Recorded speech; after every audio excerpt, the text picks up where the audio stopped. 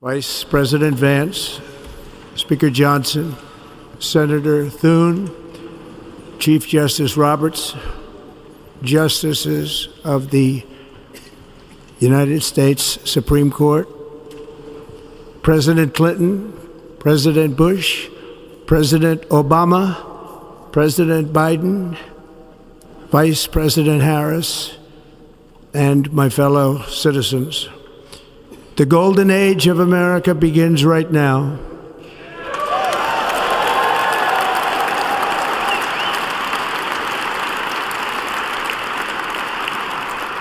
From this day forward, our country will flourish and be respected again all over the world.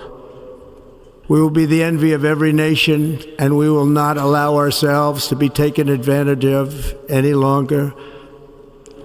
During every single day of the Trump administration, I will very simply put America first.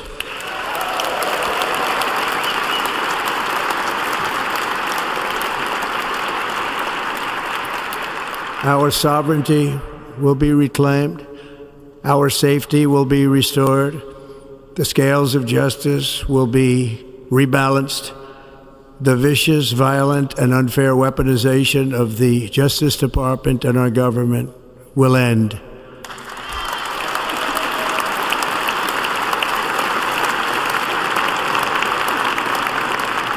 And our top priority will be to create a nation that is proud, prosperous, and free.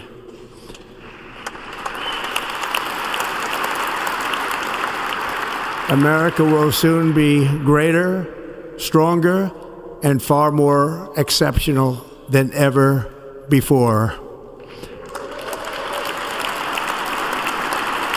I return to the presidency confident and optimistic that we are at the start of a thrilling new era of national success. A tide of change is sweeping the country, sunlight is pouring over the entire world, and America has the chance to seize this opportunity like never before. But first, we must be honest about the challenges we face. While they are plentiful, they will be annihilated by this great momentum that the world is now witnessing in the United States of America. As we gather today, our government confronts a crisis of trust. For many years, a radical and corrupt establishment has extracted power and wealth from our citizens while the pillars of our society lay broken and seemingly in complete disrepair. We now have a government that cannot manage even a simple crisis at home, while at the same time stumbling into a continuing catalog of catastrophic events abroad. It fails to protect our magnificent, law-abiding American citizens, but provides sanctuary and protection for dangerous criminals, many from prisons and mental institutions that have illegally entered our country from all over the world. We have a government that has given unlimited funding to the defense of foreign borders, but refuses to defend American borders or, more importantly, its own people. Our country can no longer deliver basic services in times of emergency, as recently shown by the wonderful people of North Carolina, been treated so badly.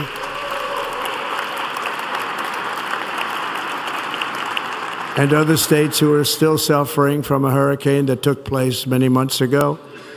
Or more recently, Los Angeles, where we're watching fires still tragically burn. From weeks ago, without even a token of defense, they're raging through the houses and communities, even affecting some of the wealthiest and most powerful individuals in our country, some of whom are sitting here right now. They don't have a home any longer. That's interesting. But we can't let this happen. Everyone is unable to do anything about it. That's going to change. We have a public health system that does not deliver in times of disaster, yet more money is spent on it than any country anywhere in the world. And we have an education system that teaches our children to be ashamed of themselves in many cases, to hate our country despite the love that we try so desperately to provide to them. All of this will change starting today, and it will change very quickly.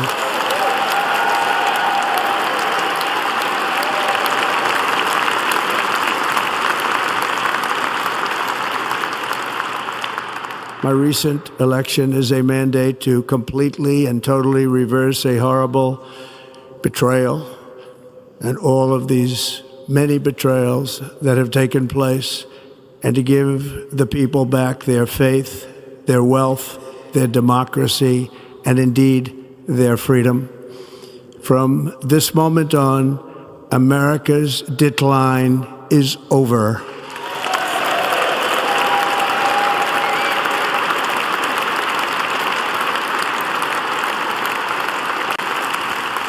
Our liberties and our nation's glorious destiny will no longer be denied, and we will immediately restore the integrity, competency, and loyalty of America's government.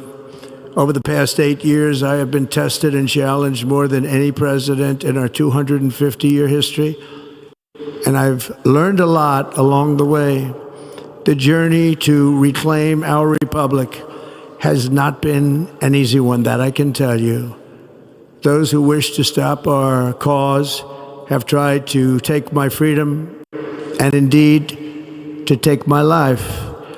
Just a few months ago in a beautiful Pennsylvania field, an assassin's bullet ripped through my ear. But I felt then, and believe even more so now, that my life was saved for a reason. I was saved by God to make America great again.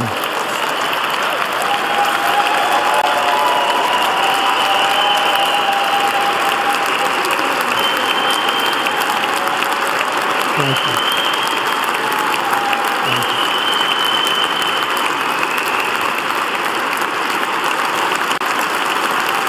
Thank you very much.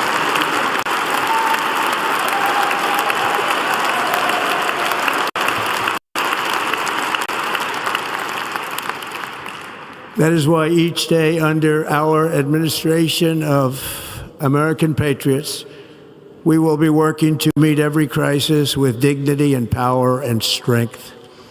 We will move with purpose and need to bring back hope, prosperity, safety, and peace for citizens of every race, religion, color, and creed.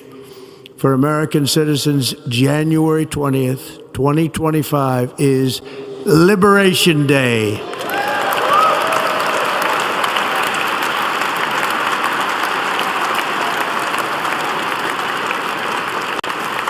It is my hope that our recent presidential election will be remembered as the greatest and most consequential election in the history of our country. As our victory showed, the entire nation is rapidly unifying behind our agenda with dramatic increases in support from virtually every element of our society, young and old, men and women, African Americans, Hispanic Americans, Asian Americans, urban, suburban, rural, and very importantly, we had a powerful win in all 7 swing states, and the popular vote, we won by millions of people. To the Black and Hispanic communities, I want to thank you for the tremendous outpouring of love and trust that you have shown me with your vote. We set records, and I will not forget it. I've heard your voices in the campaign, and I look forward to working with you in the years to come. Today is Martin Luther King Day, and in his honor, this will be a great honor, but in his honor, we will strive together to make his dream a reality. We will make his dream come true.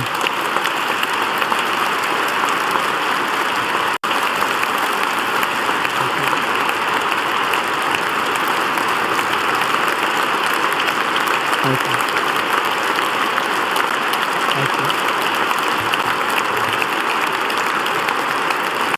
you. National unity is now returning to America, and confidence and pride is soaring like never before.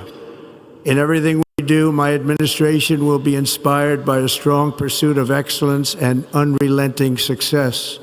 We will not forget our country, we will not forget our Constitution, and we will not forget our God.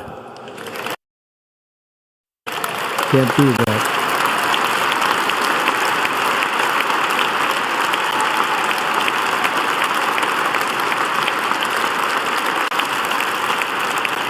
Today, I will sign a series of historic executive orders. With these actions, we will begin the complete restoration of America and the revolution of common sense. It's all about common sense. First, I will declare a national emergency at our southern border.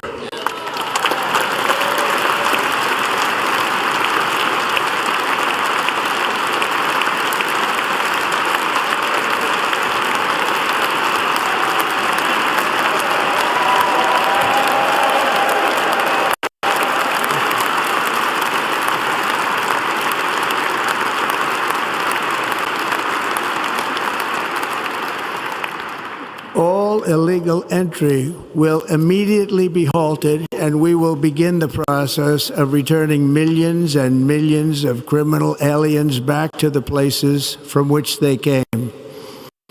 We will reinstate my Remain in Mexico policy.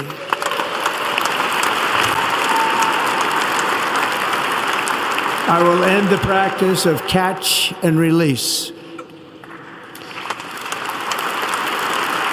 And I will send troops to the southern border to repel the disastrous invasion of our country.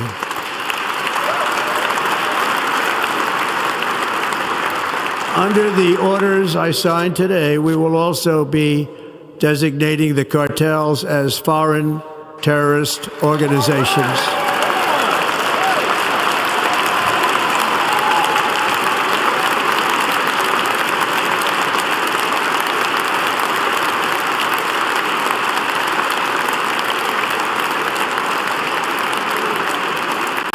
And by invoking the Alien Enemies Act of 1798, I will direct our government to use the full and immense power of federal and state law enforcement to eliminate the presence of all foreign gangs and criminal networks, bringing devastating crime to U.S. soil, including our cities and inner cities.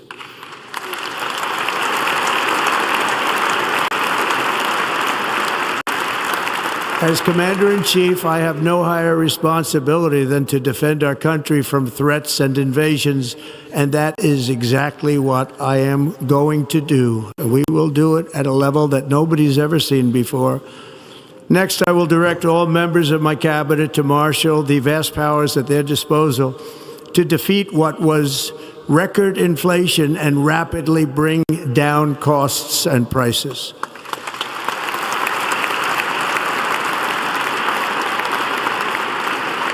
The inflation crisis was caused by massive overspending and escalating energy prices, and that is why today I will also declare a national energy emergency. We will drill, baby, drill.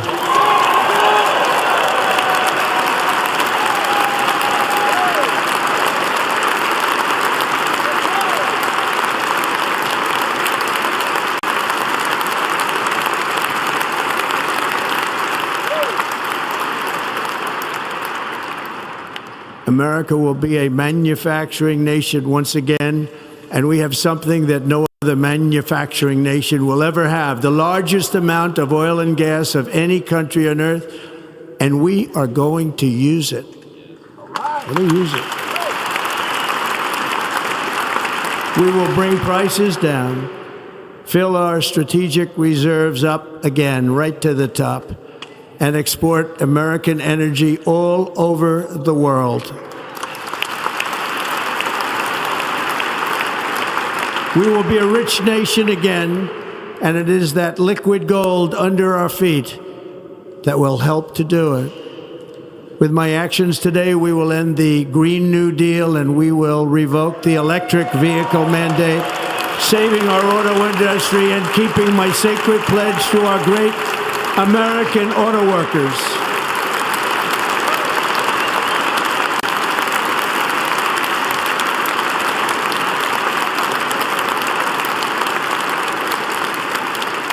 In other words, you'll be able to buy the car of your choice. We will build automobiles in America again at a rate that nobody could have dreamt possible just a few years ago. And thank you to the auto workers of our nation for your inspiring vote of confidence. We did tremendously with their vote.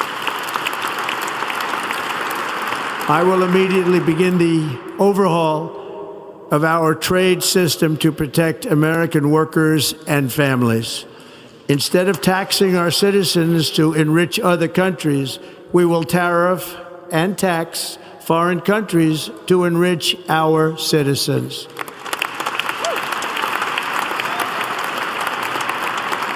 For this purpose, we are establishing the External Revenue Service to collect all tariffs, duties, and revenues. It will be massive amounts of money pouring into our treasury, coming from foreign sources. The American dream will soon be back and thriving like never before to restore competence and effectiveness to our federal government. My administration will establish the brand new Department of Government Efficiency.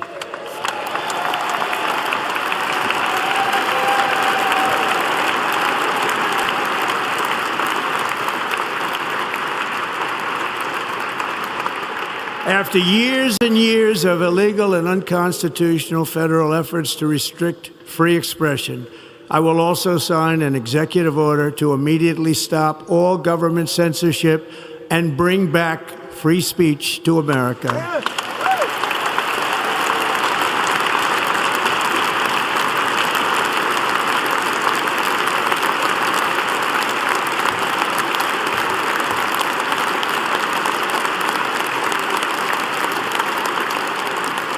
Never again will the immense power of the state be weaponized to persecute political opponents, something I know something about.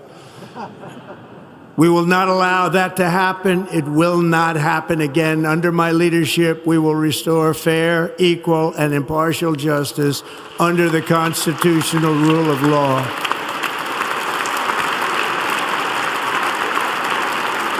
And we are going to bring law and order back to our cities.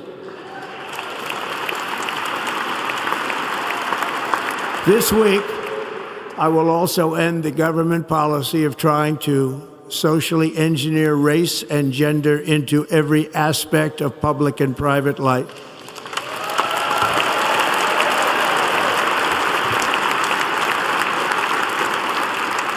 We will forge a society that is colorblind and merit-based.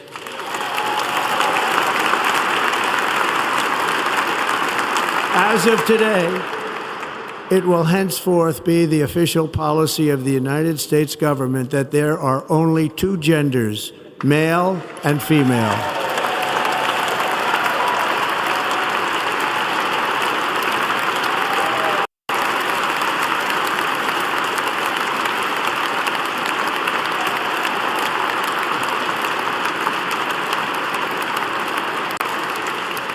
This week, I will reinstate any service members who were unjustly expelled from our military for objecting to the COVID vaccine mandate with full back pay.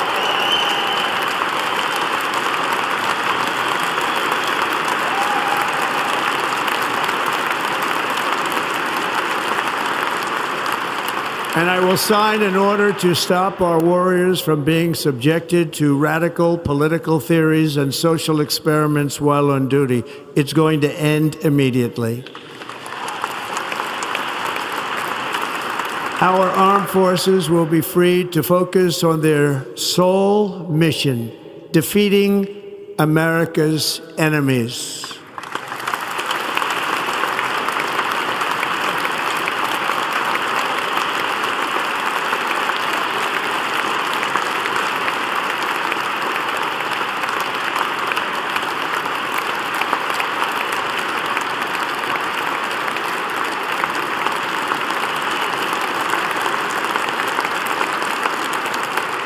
Like in 2017, we will again build the strongest military the world has ever seen. We will measure our success not only by the battles we win, but also by the wars that we end, and perhaps most importantly, the wars we never get into.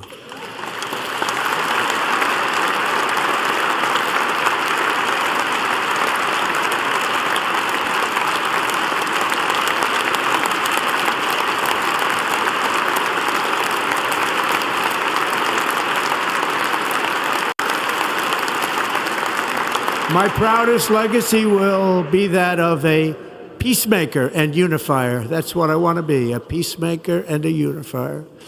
I'm pleased to say that as of yesterday, one day before I assumed office, the hostages in the Middle East are coming back home to their families.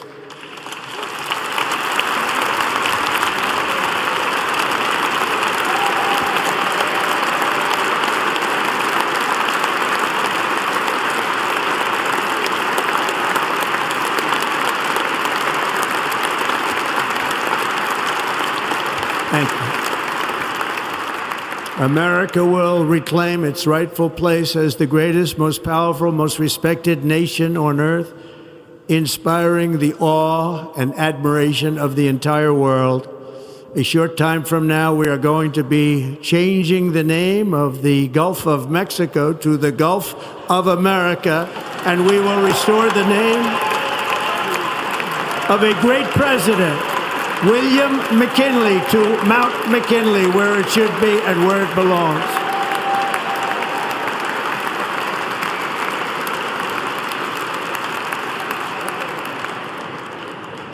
President McKinley made our country very rich through tariffs and through talent. He was a natural businessman and gave Teddy Roosevelt the money for many of the great things he did, including the Panama Canal, which has foolishly been given to the country of Panama after the United States. The United States, I mean, think of this, spent more money than ever spent on a project before and lost 38,000 lives in the building of the Panama Canal. We have been treated very badly from this foolish gift that should have never been made, and Panama's promise to us has been broken.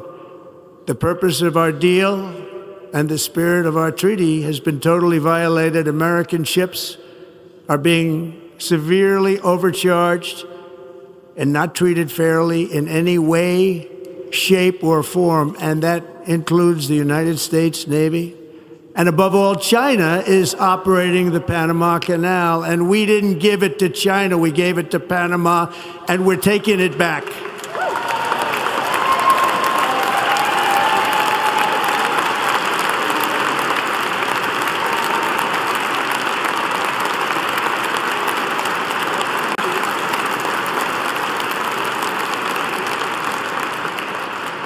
Above all, my message to Americans today is that it is time for us to once again act with courage, vigor, and the vitality of history's greatest civilization. So as we liberate our nation, we will lead it to new heights of victory and success. We will not be deterred. Together we will end the chronic disease epidemic and keep our children safe, healthy, and disease-free. The United States will once again consider itself a growing nation, one that increases our wealth, expands our territory, builds our cities, raises our expectations, and carries our flag into new and beautiful horizons. And we will pursue our manifest destiny into the stars, launching American astronauts to plant the stars and stripes on the planet Mars.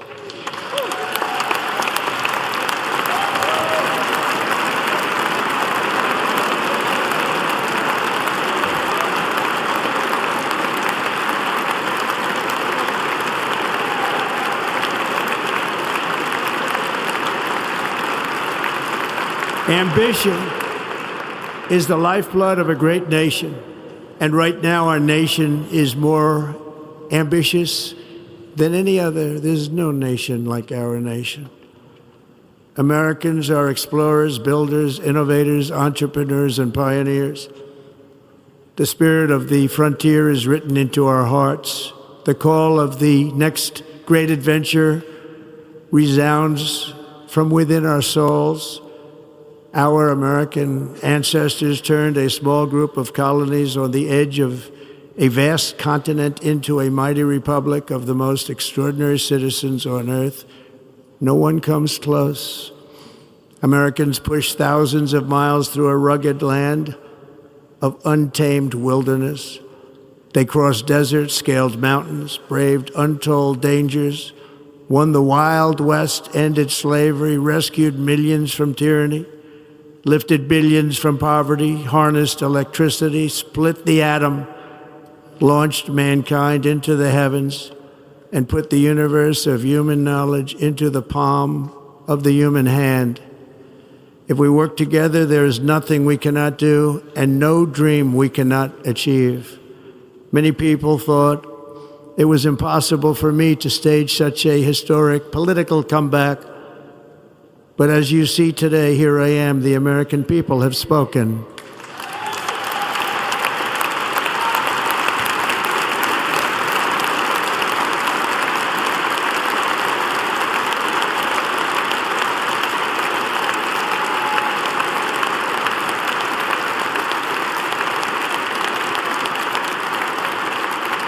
I stand before you now as proof that you should never believe that something is impossible to do.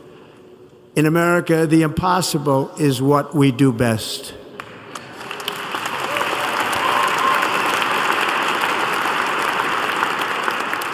From New York to Los Angeles, from Philadelphia to Phoenix, from Chicago to Miami, from Houston to right here in Washington, D.C., our country was forged and built by the generations of patriots who gave everything they had for our rights and for our freedom. They were farmers and soldiers, cowboys and factory workers, steel workers and coal miners, police officers and pioneers who pushed onward, marched forward, and let no obstacle defeat their spirit or their pride. Together they laid down the railroads, raised up the skyscrapers, built great highways, won 2 world wars, defeated fascism and communism, and triumphed over every single challenge that they faced. After all we have been through together, we stand on the verge of the 4 greatest years in American history. With your help, we will restore America, promise, and we will rebuild the nation that we love, and we love it so much. We are one people, one family, and one glorious nation under God. So to every parent who dreams for their child, and every child who dreams for their future, I am with you, I will fight for you, and I will win for you. We're going to win like never before.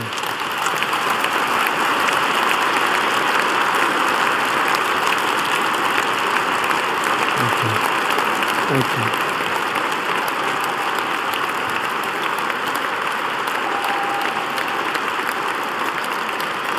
Thank you. Thank you. In recent years, our nation has suffered greatly, but we are going to bring it back and make it great again, greater than ever before. We will be a nation like no other, full of compassion, courage, and exceptionalism. Our power will stop all wars and bring a new spirit of unity to a world that has been angry, violent, and totally unpredictable. America will be respected again and admired again, including by people of religion, faith, and goodwill. We will be prosperous. We will be proud. We will be strong, and we will win like never before. We will not be conquered. We will not be intimidated. We will not be broken, and we will not fail. From this day on, the United States of America will be a free, sovereign, and independent nation. We will stand bravely. We will live proudly. We will dream boldly, and nothing will stand in our way because we are Americans. The future is ours, and our golden age has just begun. Thank you. God bless America. Thank you all. Thank you. Thank you very much. Thank you very much. Thank you.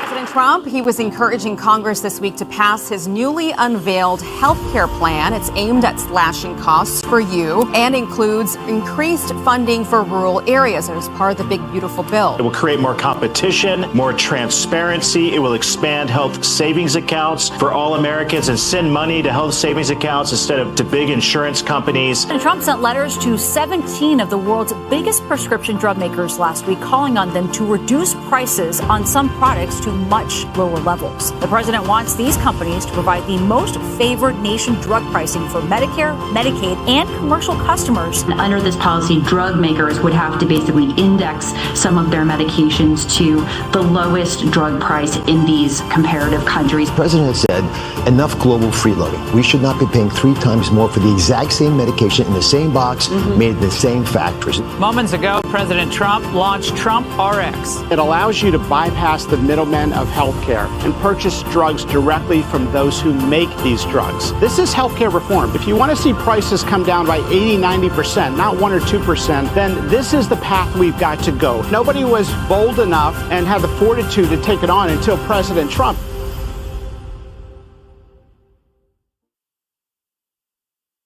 Visit TrumpRx.gov. Search for your prescription drug on the Trump RX website. Marvel at the price you now pay versus what you used to pay. Call your pharmacist with your Trump RX coupon code and easily order your prescription. Now, enjoy healthcare at the greatest price.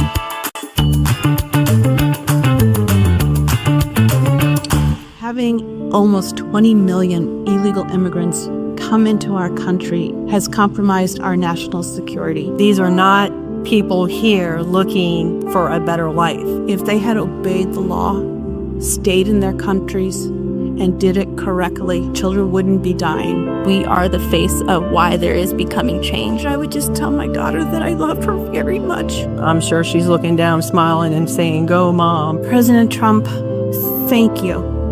Thank you for listening to my cry. I'm so encouraged about these next 4 years.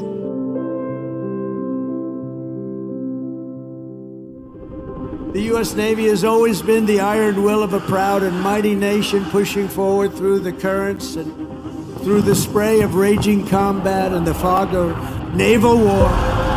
From the American Revolution until today, the story of the U.S. Navy is a tale of loyalty, sacrifice, and commitment stretching back 250 years. The Navy has never failed to hunt, kill, and to win. Through it all, the United States Navy has kept the stars and stripes soaring high and proud above. You've conquered raging oceans and braved ferocious storms to vanquish America's enemies. America's Navy never, ever gives up the ship. We own the skies, we stalk the depths, and we rule the seas. God bless the United States Navy.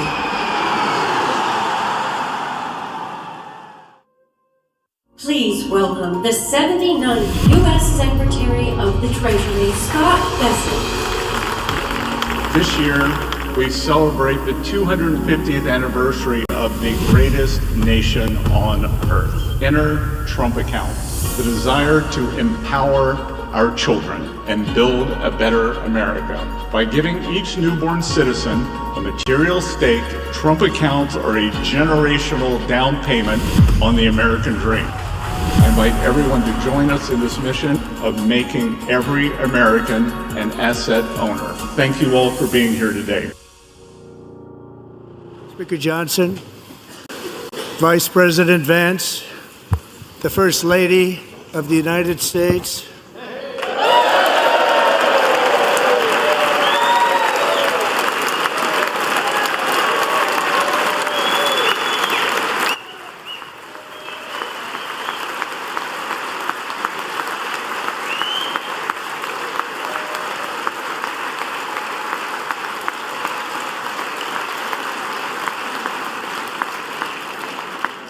members of the United States Congress, thank you very much. And to my fellow citizens, America is back.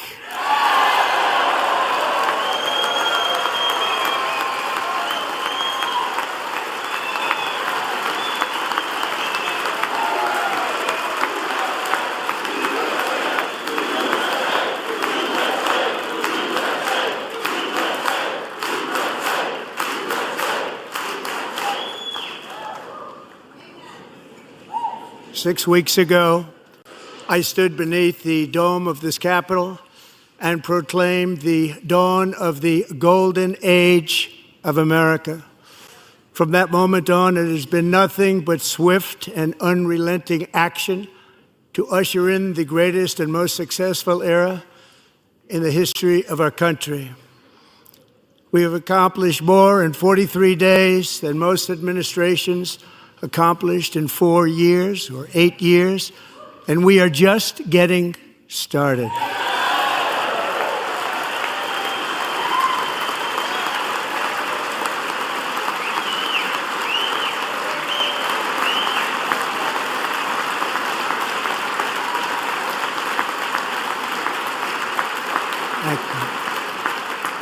I return to this chamber tonight to report that America's momentum is back, our spirit is back, our pride is back, our confidence is back, and the American dream is surging bigger and better than ever before.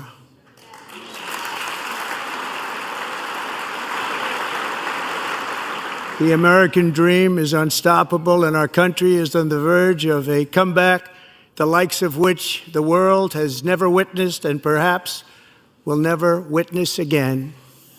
There's never been anything like it. The presidential election of November 5th was a mandate like has not been seen in many decades. We won all 7 swing states, giving us an electoral college victory of 312 votes.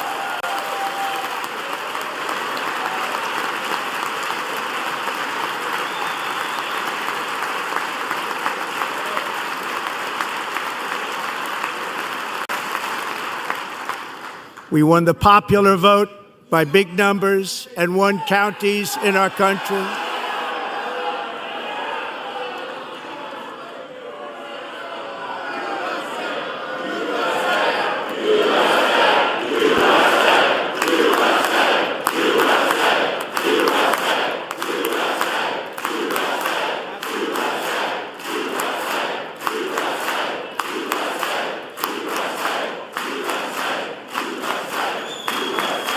And won counties in our country, 2,700 to 525, on a map that reads almost completely red for Republican.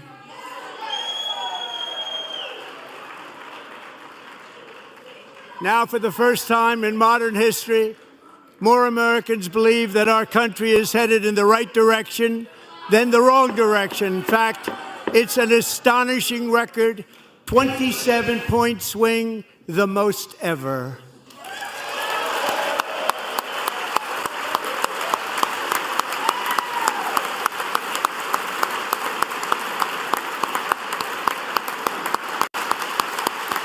Likewise, small business optimism saw its single largest one-month gain ever recorded. Mr. President. A 41-point jump.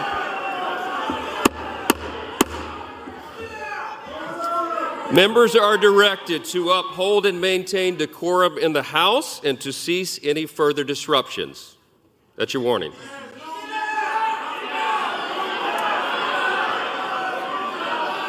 Members are engaging in willful and continuing breach of decorum, and the chair is prepared to direct the Sergeant-at-Arms to restore order to the joint session.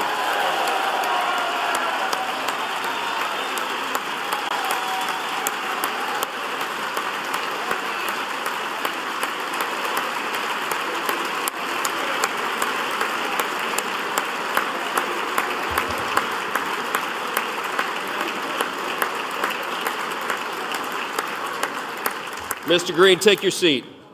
Take your seat, sir. Take your seat. Finding that members continue to engage in willful and concerted disruption of proper decorum, the chair now directs the Sergeant-at-Arms to restore order. Remove this gentleman from the chamber.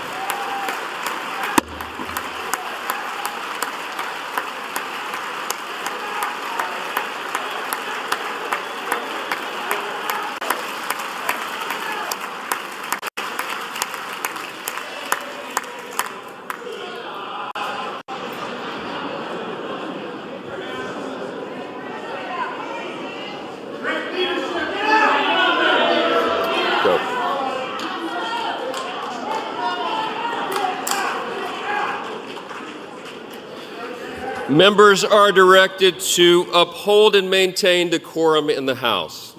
Mr. President, you continue. Thank you. Over the past 6 weeks, I have signed nearly 100 executive orders and taken more than 400 executive actions, a record to restore common sense, safety, optimism, and wealth all across our wonderful land. The people elected me to do the job, and I'm doing it.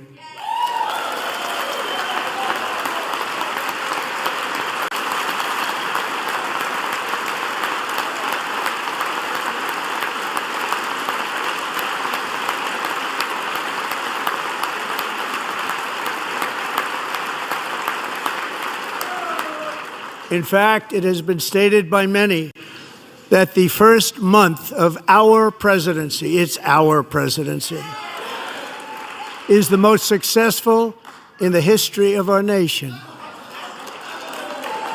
By many.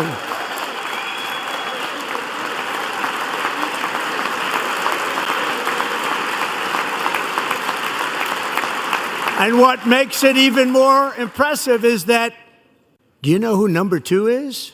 George Washington. How about that? How about that? I don't know about that list, but we'll take it. Within hours of taking the oath of office, I declared a national emergency on our southern border, and I deployed the U.S. military and Border Patrol to repel the invasion of our country. And what a job they've done. As a result, illegal border crossings last month were by far the lowest ever recorded, ever.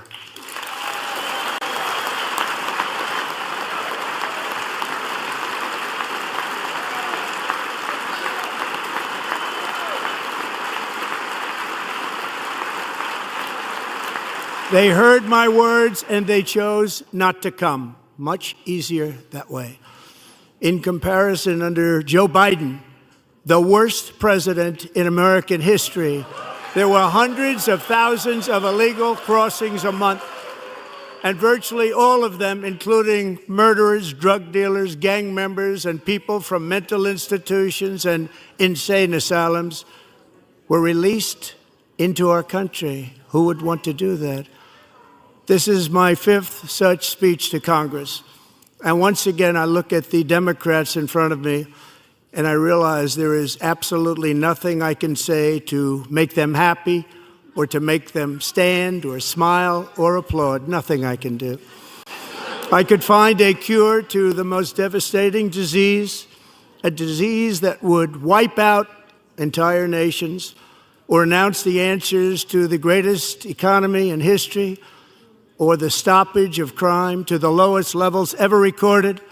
And these people sitting right here will not clap, will not stand, and certainly will not cheer for these astronomical achievements. They won't do it, no matter what. Five times I've been up here.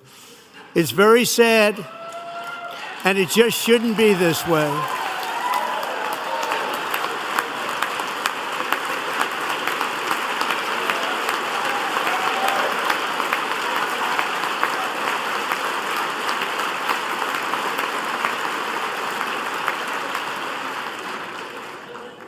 So Democrats sitting before me, for just this one night, why not join us in celebrating so many incredible wins for America?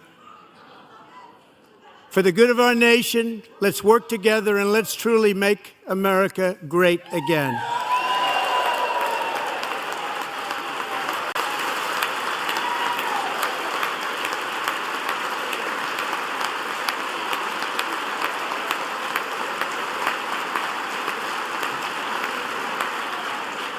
Every day, my administration is fighting to deliver the change America needs to bring a future that America deserves, and we're doing it.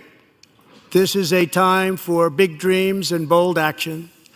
Upon taking office, I imposed an immediate freeze on all federal hiring, a freeze on all new federal regulations, and a freeze on all foreign aid.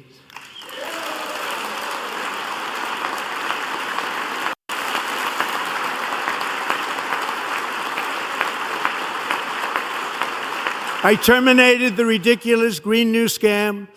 I withdrew from the unfair Paris Climate Accord, which was costing us trillions of dollars that other countries were not paying. I withdrew from the corrupt World Health Organization.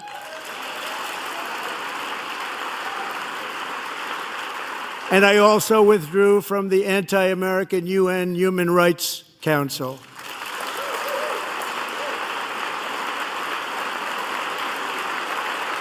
We ended all of Biden's environmental restrictions that were making our country far less safe and totally unaffordable.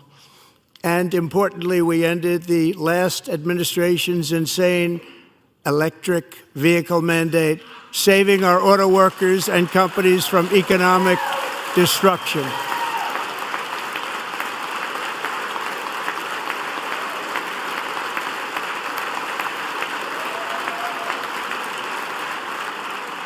To unshackle our economy, I have directed that for every one new regulation, 10 old regulations must be eliminated, just like I did in my very successful first term.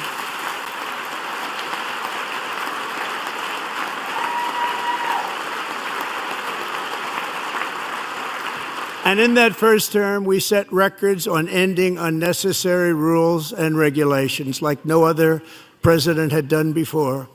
We ordered all federal workers to return to the office. They will either show up for work in person or be removed from their job.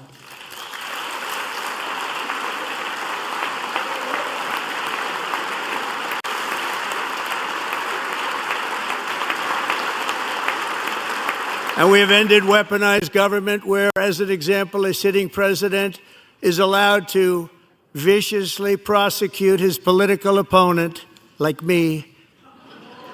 How did that work out? Not too good. Not too good.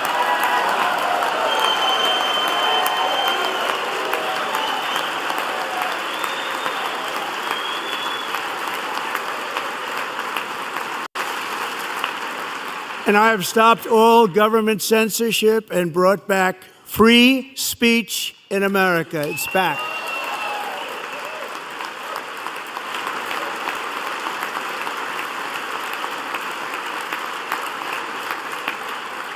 And 2 days ago, I signed an order making English the official language of the United States of America.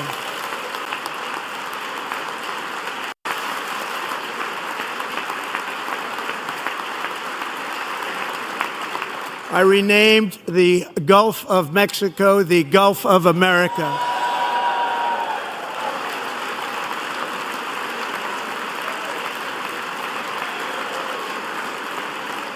And likewise, I renamed, for a great president, William McKinley, Mount McKinley again. Beautiful Alaska. We love Alaska. We've ended the tyranny of so-called diversity, equity, and inclusion policies all across the entire federal government and indeed the private sector and our military. And our country will be woke no longer.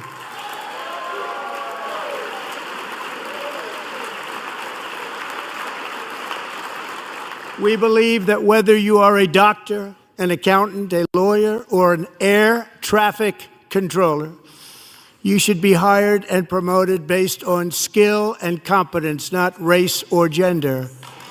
Very important.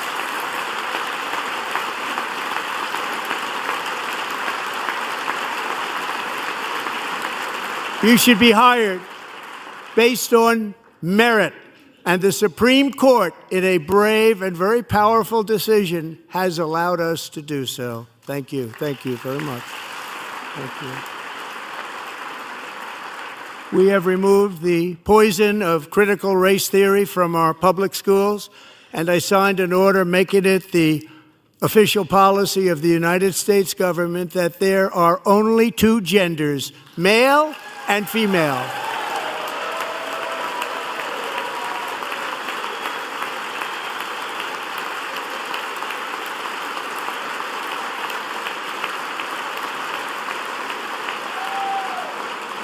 I also signed an executive order to ban men from playing in women's sports.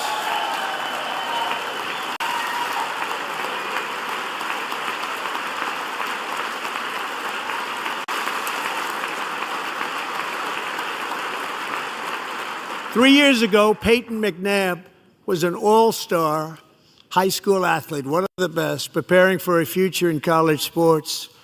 But when her girls' volleyball match was invaded by a male, he smashed the ball so hard in Peyton's face, causing traumatic brain injury, partially paralyzing her right side and ending her athletic career. It was a shot like she's never seen before. She's never seen anything like it.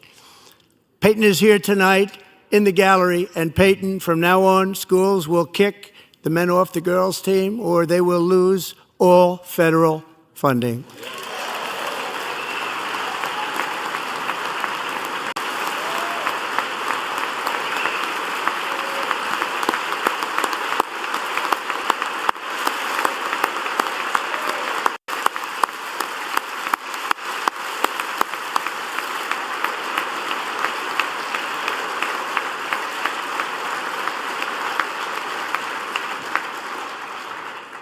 And if you really want to see numbers, just take a look at what happened in the women's boxing, weightlifting, track and field, swimming, or cycling, where a male recently finished a long-distance race 5 hours and 14 minutes ahead of a woman for a new record by 5 hours. Broke the record by 5 hours.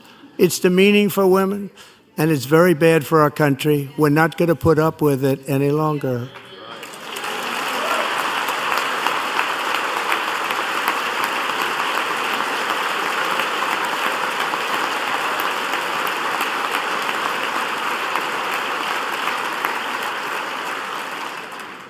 What I have just described is only a small fraction of the common sense revolution that is now, because of us, sweeping the entire world.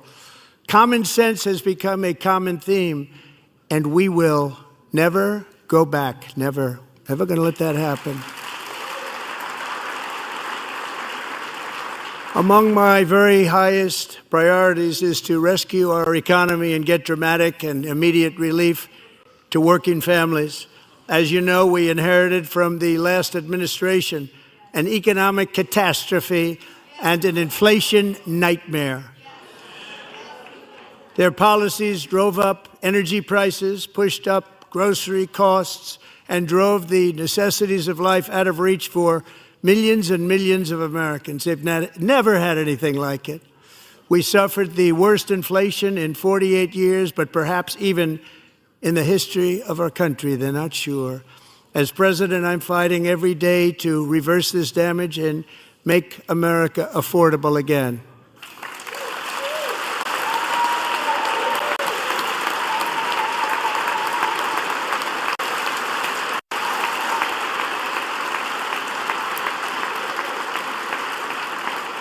Joe Biden especially let the price of eggs get out of control. The egg price is out of control, and we're working hard to get it back down. Secretary, do a good job on that. You inherited a total mess from the previous administration. Do a good job.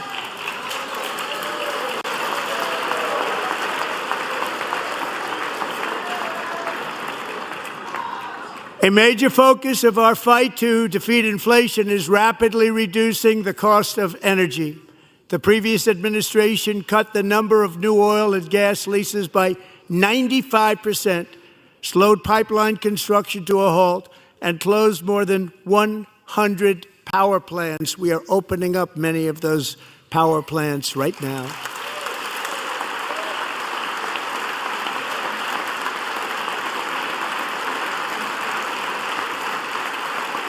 And frankly, we have never seen anything like it. That's why on my first day in office, I declared a national energy emergency. As you've heard me say many times, we have more liquid gold under our feet than any nation on earth, and by far. And now I fully authorize the most talented team ever assembled to go and get it. It's called Drill, Baby, Drill.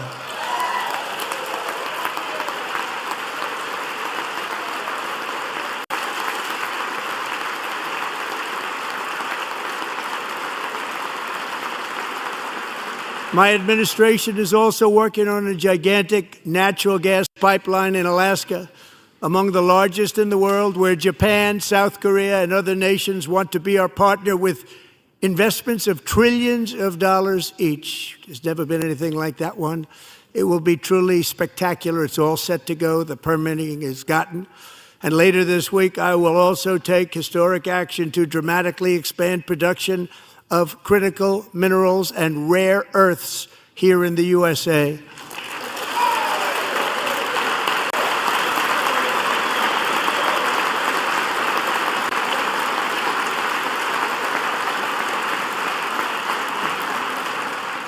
To further combat inflation, we will not only be reducing the cost of energy, but will be ending the flagrant waste of taxpayer dollars.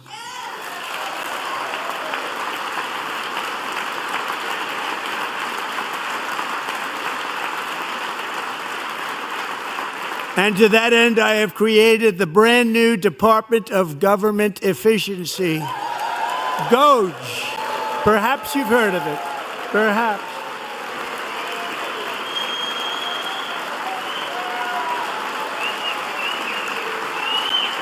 Which is headed by Elon Musk, who is in the gallery tonight.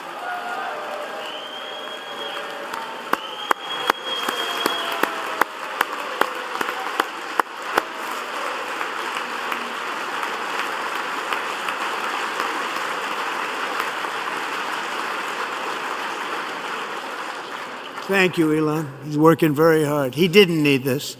He didn't need this. Thank you very much. We appreciate it. Everybody here, even this side, appreciates it, I believe. They just don't want to admit that. Just listen to some of the appalling waste we have already identified.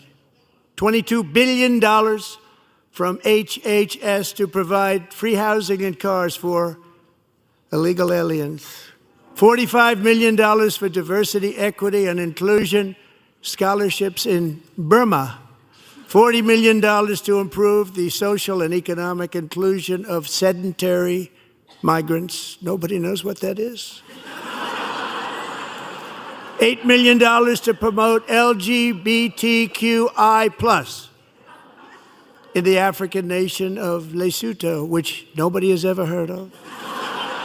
$60 million for indigenous peoples and Afro-Colombian empowerment in Central America. $60 million. $8 million for making mice transgender. This is real. $32 million for a left-wing propaganda operation in Moldova. $10 million for male circumcision in Mozambique. $20 million for the Arab Sesame Street in the Middle East. It's a program. $20 million for a program. $1.9 billion to recently created Decarbonization of Homes Committee, headed up, and we know she's involved. Just at the last moment, the money was passed over by a woman named Stacey Abrams. Have you ever heard of her? A $3.5 million consulting contract for lavish fish monitoring. $1.5 million for voter confidence in Liberia. $14 million for social cohesion in Mali. $59 million for illegal alien hotel rooms in New York City. He's a real estate developer. He's done very well. $250,000 to increase vegan local climate action innovation in Zambia. $42 million for social and behavior change in Uganda. $14 million for improving public procurement in Serbia. $47 million for improving learning outcomes in Asia. Asia's doing very well with learning. I don't know what we're doing. We should use it ourselves. And $101 million for DEI contracts at the Department of Education, the most ever paid, nothing even like it. Under the Trump administration, all of these scams, and they're far worse, but I didn't think it was appropriate to talk about them. They're so bad. Many more have been found out and exposed and swiftly terminated by a group of very intelligent, mostly young people, headed up by Elon, and we appreciate it. We found hundreds of billions of dollars of fraud.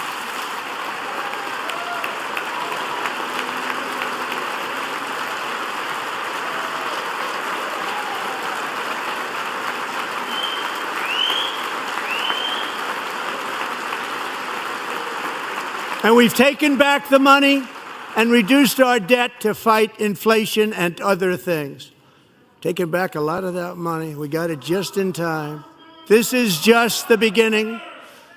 The Government Accountability Office, a federal government office, has estimated annual fraud of over $500 billion in our nation, and we are working very hard to stop it. We're going to. We're also identifying shocking levels of incompetence and probable fraud in the Social Security program for our seniors, and that our seniors and people that we love rely on. Believe it or not, government databases list 4.7 million Social Security members from people aged 100 to 109 years old. It lists 3.6 million people from ages 110 to 119. I don't know any of them. I know some people that are rather elderly, but not quite that elderly. 3.47 million people from ages 120 to 129. 3.9 million people from ages 130 to 139.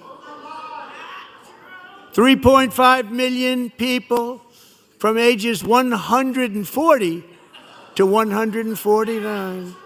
And money is being paid to many of them, and we're searching right now. In fact, Pam, good luck. Good luck. You're going to find it. But a lot of money is paid out to people because it just keeps getting paid, and nobody does, and it really hurts Social Security and hurts our country. 1.3 million people from ages 150 to 159, and over 130,000 people, according to the Social Security databases, are age over 160 years old. We have a healthier country than I thought, Bobby.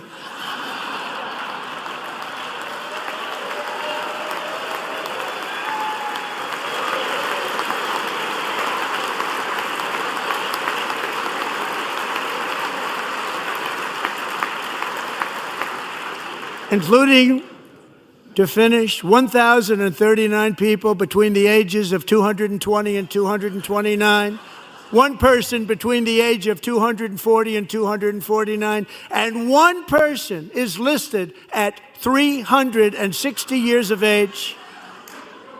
More than 100 years older than our country.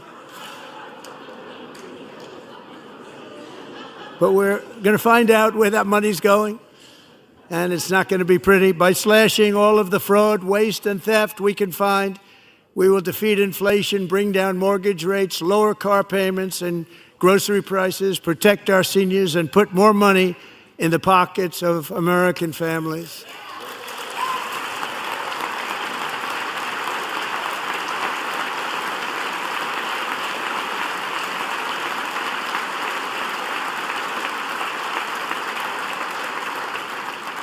And today, interest rates took a beautiful drop, big, beautiful drop. It's about time.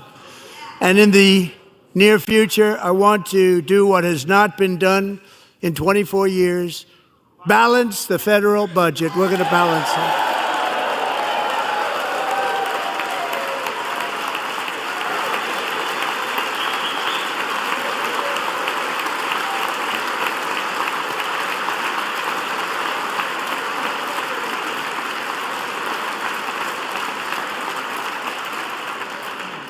With that goal in mind, we have developed in great detail what we are calling the Gold Card, which goes on sale very, very soon.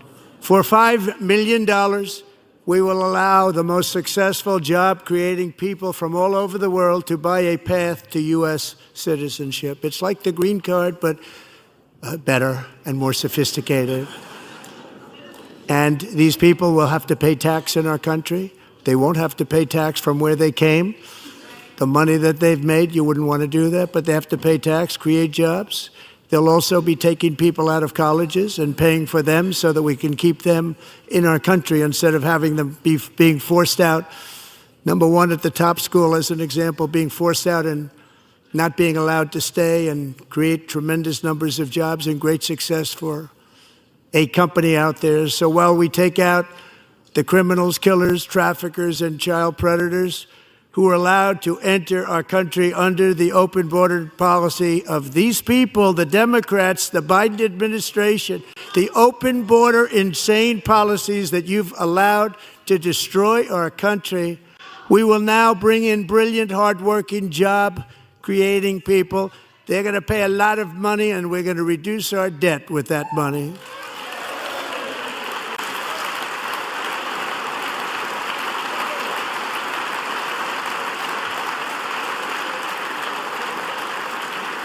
Americans have given us a mandate for bold and profound change. For nearly 100 years, the federal bureaucracy has grown until it has crushed our freedoms, ballooned our deficits, and held back America's potential in every possible way. The nation founded by pioneers and risk-takers now drowns under millions and millions of pages of regulations and debt. Approvals that should take 10 days to get instead take 10 years, 15 years, and even 20 years before you're rejected. Meanwhile, we have hundreds of thousands of federal workers who have not been showing up to work. My administration will reclaim power from this unaccountable bureaucracy, and we will restore true democracy to America again.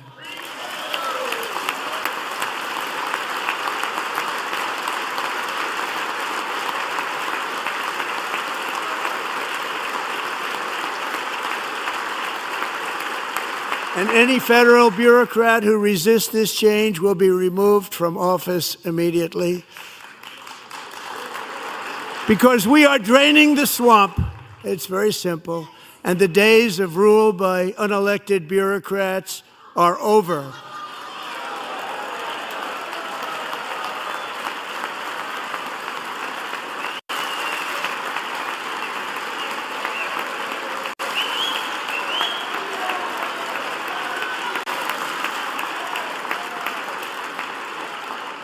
And the next phase of our plan to deliver the greatest economy in history is for this Congress to pass tax cuts for everybody. They're in there. They're waiting for you to vote.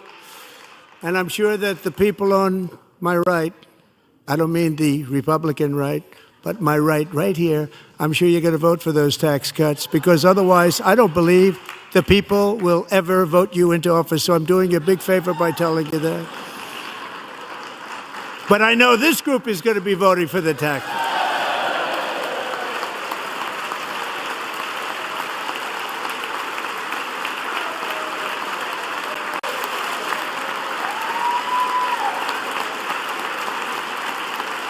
Thank you. It's a very, very big part of our plan. We had tremendous success in our first term with it. A very big part of our plan. We're seeking permanent income tax cuts all across the board. And to get urgently needed relief to Americans hit especially hard by inflation, I'm calling for no tax on tips, no tax on overtime, and no tax on Social Security benefits for our great seniors.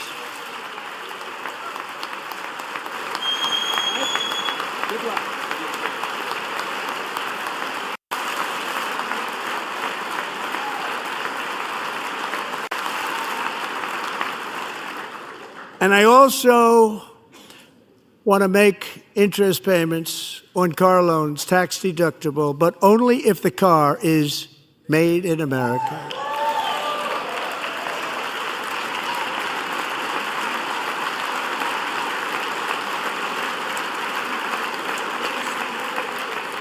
And by the way, we're going to have growth in the auto industry like nobody's ever seen. Plants are opening up all over the place. Deals are being made. Never seen. That's a combination of the election win and tariffs. It's a beautiful word, isn't it? That, along with our other policies, will allow our auto industry to absolutely boom. It's going to boom. Spoke to the majors today, all three, the top people, and they're so excited. In fact, already numerous car companies have announced that they will be building massive automobile plants in America, with Honda just announcing a new plant in Indiana, one of the largest anywhere in the world.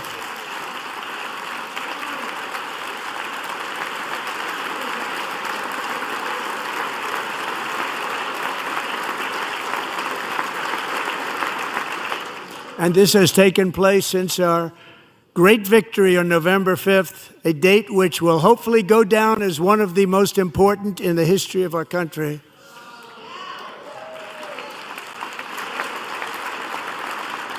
In addition, as part of our tax cuts, we want to cut taxes on domestic production and all manufacturing. And just as we did before, we will provide 100% expensing. It will be retroactive to January 20th, 2025, and it was one of the main reasons why our tax cuts were so successful in our first term, giving us the most successful economy in the history of our country, first term. We had a great first term.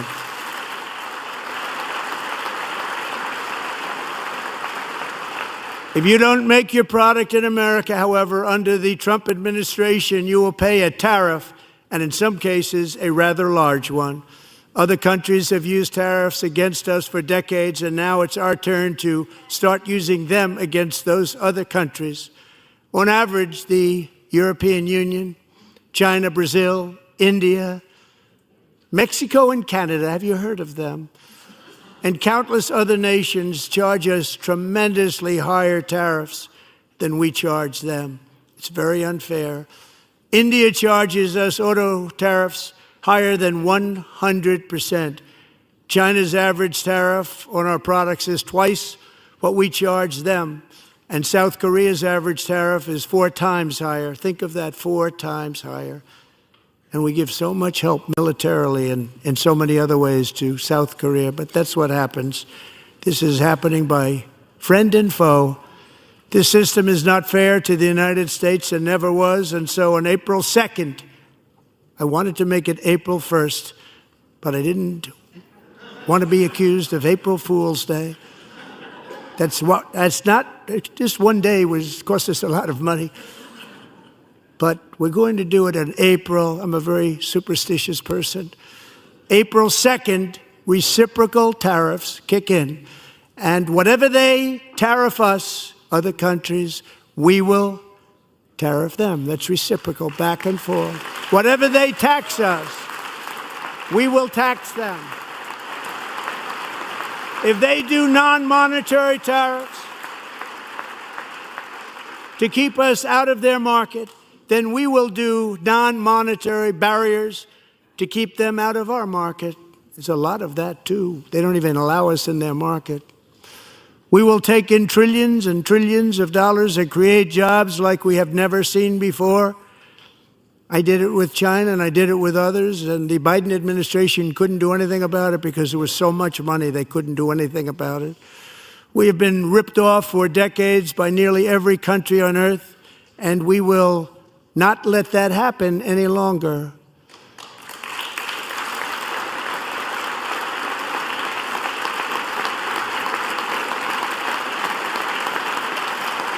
Much has been said over the last 3 months about Mexico and Canada, but we have very large deficits with both of them. But even more importantly, they've allowed fentanyl to come into our country at levels never seen before, killing hundreds of thousands of our citizens and many very young, beautiful people, destroying families.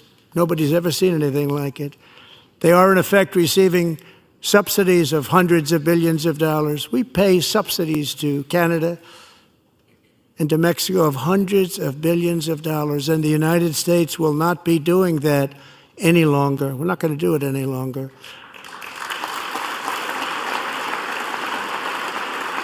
Thanks to our America First policies we're putting into place, we have had $1.7 trillion of new investment in America in just the past few weeks. The combination of the election and our economic policies that people of SoftBank, one of the most brilliant anywhere in the world, announced a $200 billion investment.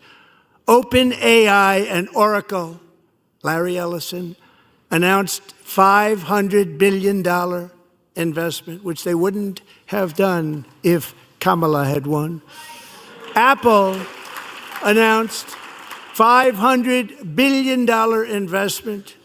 Tim Cook called me. He said, I cannot spend it fast enough. It's going to be much higher than that, I believe. They'll be building their plants here instead of in China. And just yesterday, Taiwan Semiconductor, the biggest in the world, most powerful in the world, has a tremendous amount, 97% of the market, announced a $165 billion investment to build the most powerful chips on earth right here in the USA.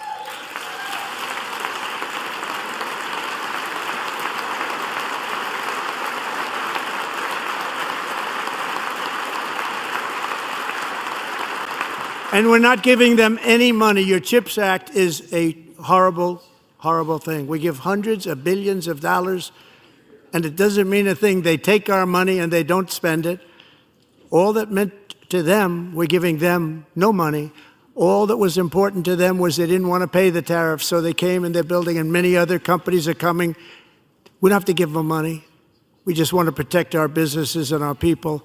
And they will come because they won't have to pay tariffs if they build in America. So it's very amazing. You should get rid of the CHIP Act, and whatever's left over, Mr. Speaker, you should use it to reduce debt or any other reason you want to.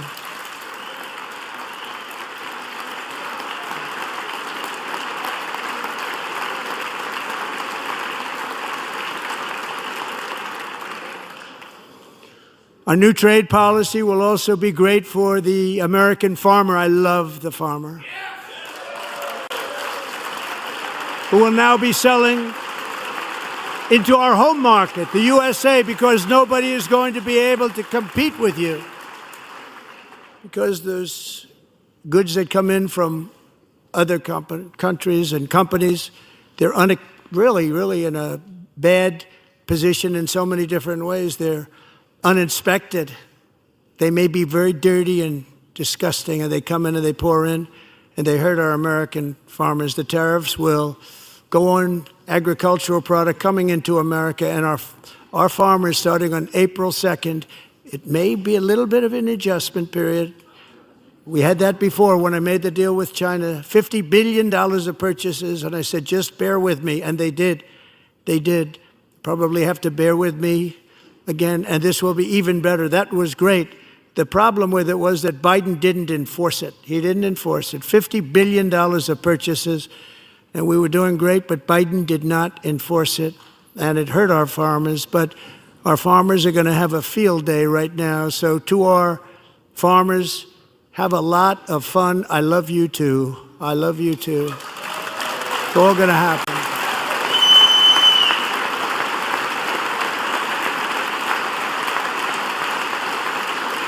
And I have also imposed a 25% tariff on foreign aluminum, copper, lumber, and steel, because if we don't have, as an example, steel and lots of other things, we don't have a military, and frankly, we just won't have a country very long. Here today is a proud American steelworker, fantastic person from Decatur, Alabama, Jeff Denard. Has been working at the same steel plant for 27 years in a job that has allowed him to serve as the captain of his local volunteer fire department, raise 7 children with his beautiful wife, Nicole, and over the years provide a loving home for more than 40 foster children. So great, Jeff.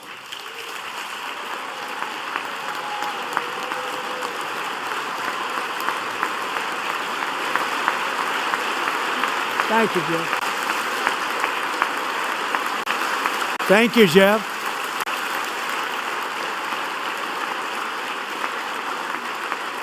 Stories like Jeff's remind us that tariffs are not just about protecting American jobs. They're about protecting the soul of our country. Tariffs are about making America rich again and making America great again, and it's happening, and it will happen rather quickly. There'll be a little disturbance, but we're okay with that. It won't be much. No, you're not. Oh. And look where Biden took us, very low, the lowest we've ever been. Jeff, I want to thank you very much. And I also want to recognize another person who has devoted herself to foster care community. She works so hard on it.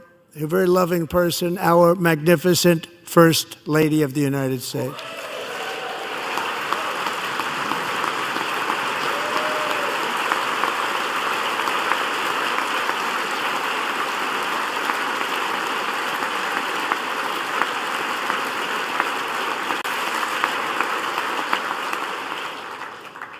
Melania's work has yielded incredible results, helping prepare our nation's future leaders as they enter the workforce.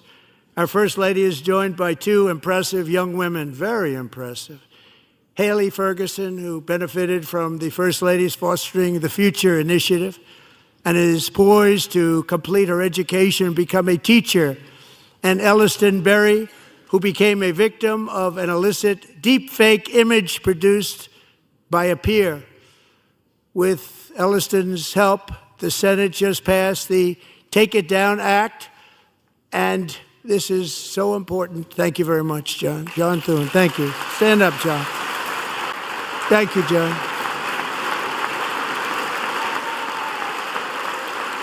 Thank you all very much.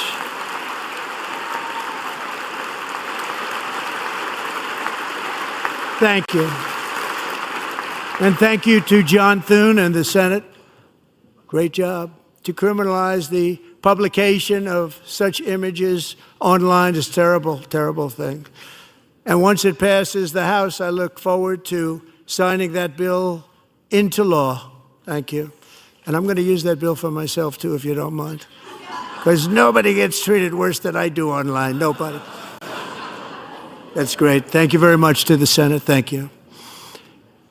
But if we truly care about protecting Americans' children, no step is more crucial than securing America's borders.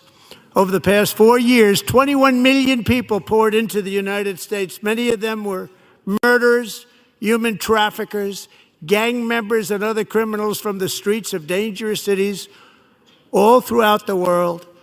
Because of Joe Biden's insane and very dangerous open border policies, they are now strongly embedded in our country, but we are getting them out and getting them out fast.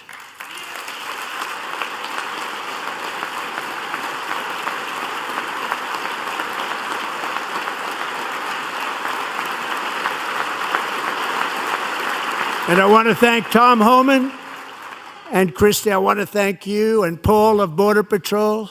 I want to thank you. What a job they've all done, everybody. Border Patrol, ICE, law enforcement in general is incredible. We have to take care of our law enforcement. Have to.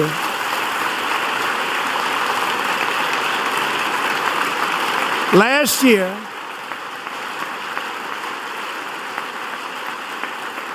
a brilliant 22-year-old nursing student named Laken Riley, the best in her class, admired by everybody, went out for a jog on the campus of the University of Georgia. That morning, Laken was viciously attacked, assaulted, beaten, brutalized, and horrifically murdered. Laken was stolen from us by a savage illegal alien gang member who was arrested while trespassing across Biden's open southern border and then set loose into the United States under the heartless policies of that failed administration. It was indeed a failed administration. He had then been arrested and released in a Democrat-run sanctuary city, a disaster, before ending the life of this beautiful young angel. With us this evening are Laken's beloved mother, Allison, and her sister, Lauren.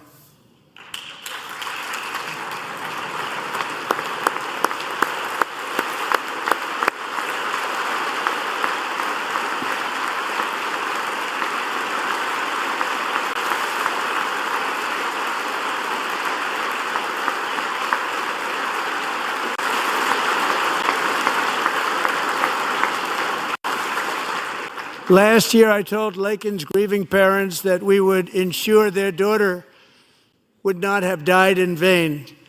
That's why the very first bill I signed into law as your 47th president mandates the detention of all dangerous criminal aliens who threaten public safety. It's a very strong, powerful act.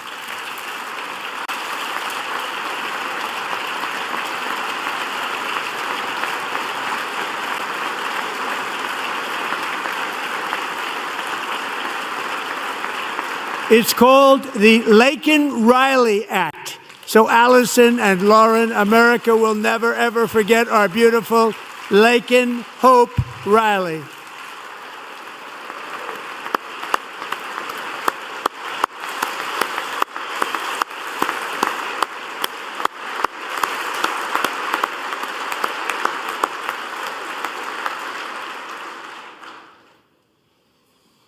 Thank you very much. Since taking office, my administration has launched the most sweeping border and immigration crackdown in American history, and we quickly achieved the lowest numbers of illegal border crossers ever recorded. Thank you.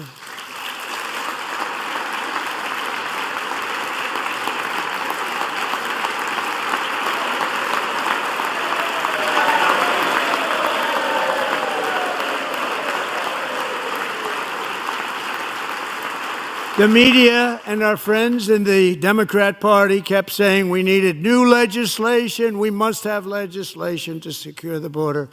But it turned out that all we really needed was a new president.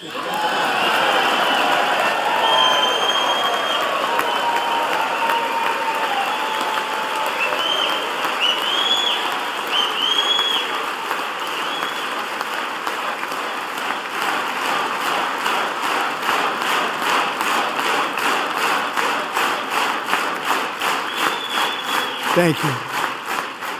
Joe Biden didn't just open our borders, he flew illegal aliens over them to overwhelm our schools, hospitals, and communities throughout the country. Entire towns like Aurora, Colorado, and Springfield, Ohio, buckled under the weight of the migrant occupation and corruption like nobody's ever seen before. Beautiful towns destroyed. Now, just as I promised in my inaugural address, we are achieving the great liberation of America.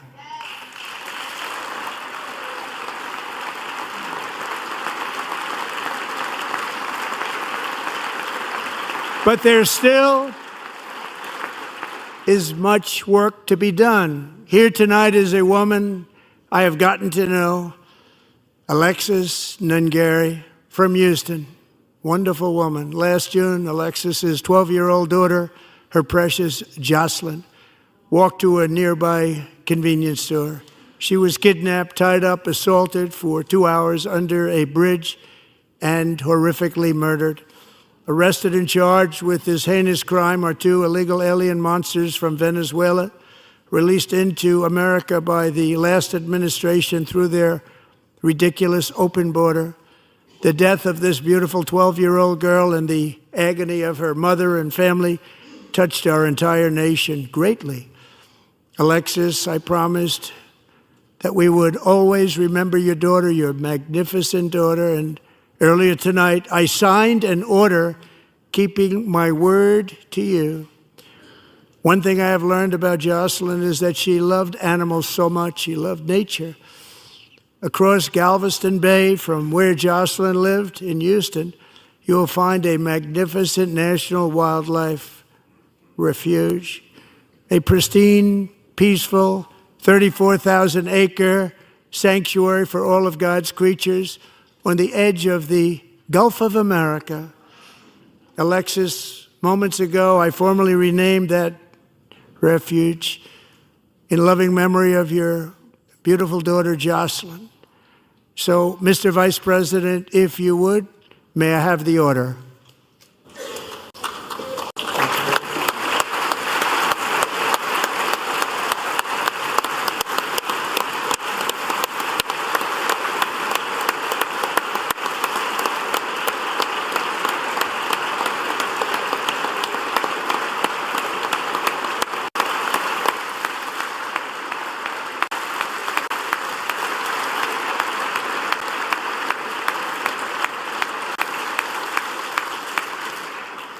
Thank you very much.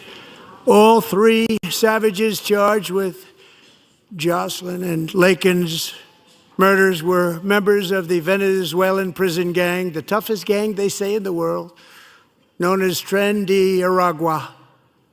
2 weeks ago, I officially designated this gang, along with MS-13 and the bloodthirsty Mexican drug cartels, as foreign terrorist organizations.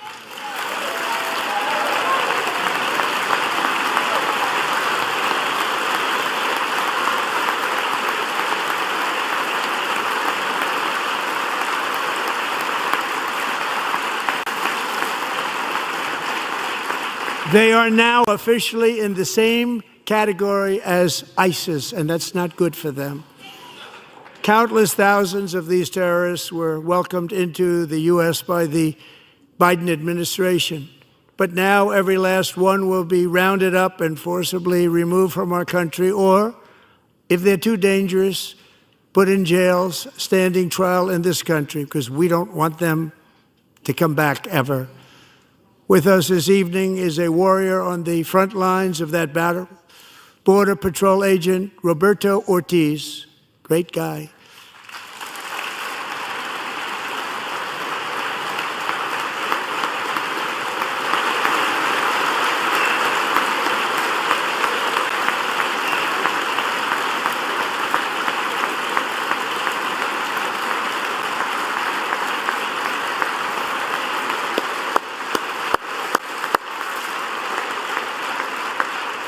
In January, Roberto and another agent were patrolling by the Rio Grande near an area known as Cartel Island. Doesn't sound too nice to me.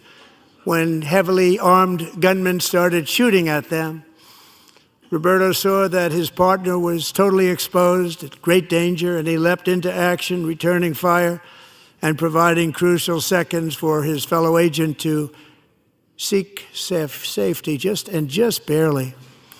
I have some of the prints of that event, and it was not good. Agent Ortiz, we salute you for your great courage and for your line of fire that you took and for the bravery that you showed. We honor you, and we will always honor you. Thank you, Roberto, very much.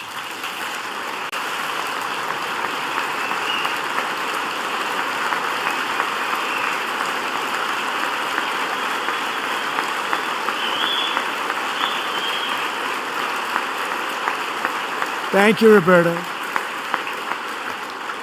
And I actually got to know him on my many calls to the border. He's a great gentleman.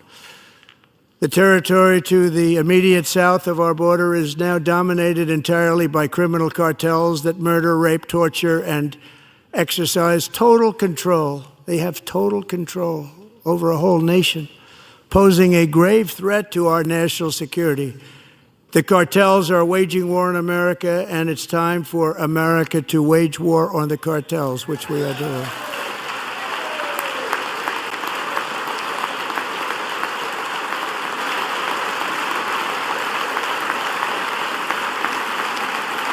Five nights ago, Mexican authorities, because of our tariff policies being imposed on them, think of this, handed over to us 29 of the biggest cartel leaders in their country. That has never happened before. They want to make us happy.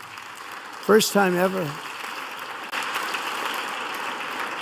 But we need Mexico and Canada to do much more than they've done, and they have to stop the fentanyl and drugs pouring into the USA. They're going to stop it. I have sent Congress a detailed funding request laying out exactly how we will eliminate these threats to protect our homeland and complete the largest deportation operation in American history, larger even than current record holder, President Dwight D. Eisenhower, a moderate man, but someone who believed very strongly in borders. Americans expect Congress to send me this funding without delay so I can sign it into law. So, Mr. Speaker, John Thune, both of you, I hope you're going to be able to do that, Mr. Speaker. Thank you. Mr. Leader, thank you. Thank you very much. And let's get it to me. I'll sign it so fast, you won't even believe it.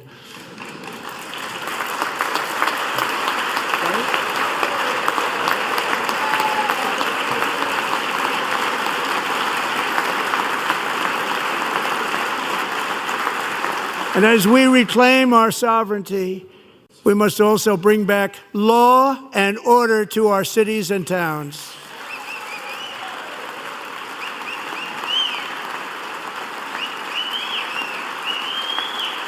In recent years, our justice system has been turned upside down by radical left lunatics. Many jurisdictions virtually ceased enforcing the law against dangerous repeat offenders while weaponizing law enforcement against political opponents like me. My administration has acted swiftly and decisively to restore fair, equal, and impartial justice under the constitutional rule of law, starting at the FBI and the DOJ. Pam, good luck. Cash, wherever you may be, good luck. Good luck. Pam Bondi, good luck. So important. She's going to do a great job. Cash, thank you. Thank you, Cash.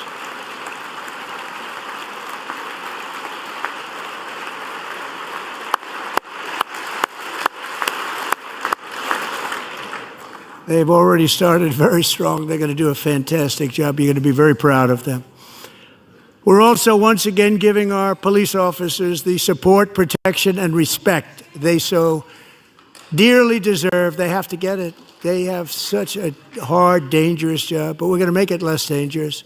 The problem is the bad guys don't respect the law, but they're starting to respect it, and they soon will respect it. This also includes our great fire departments throughout the country. Our firemen and women are unbelievable people, and we'll never forget them. And besides that, they voted for me in record numbers, so I have no choice.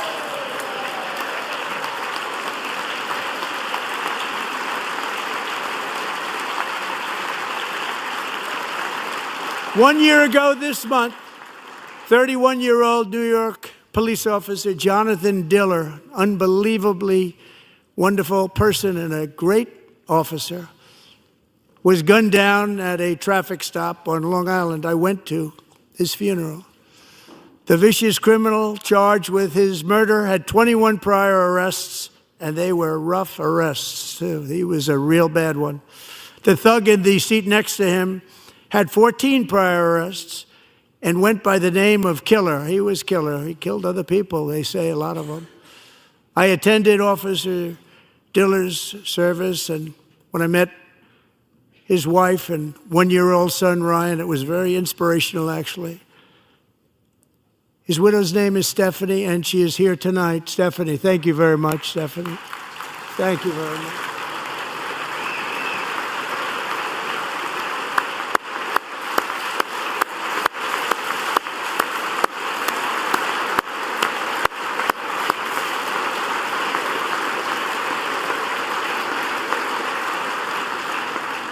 Stephanie, we're going to make sure that Ryan knows his dad was a true hero, New York's finest, and we're going to get these cold-blooded killers and repeat offenders off our streets, and we're going to do it fast. Got to stop it. They get out with 28 arrests. They push people into subway trains. They hit people over the head, back of the head with baseball bats. We got to get them out of here. I've already signed an executive order requiring a mandatory death penalty for anyone who murders a police officer, and tonight I'm asking Congress to pass that policy into permanent law.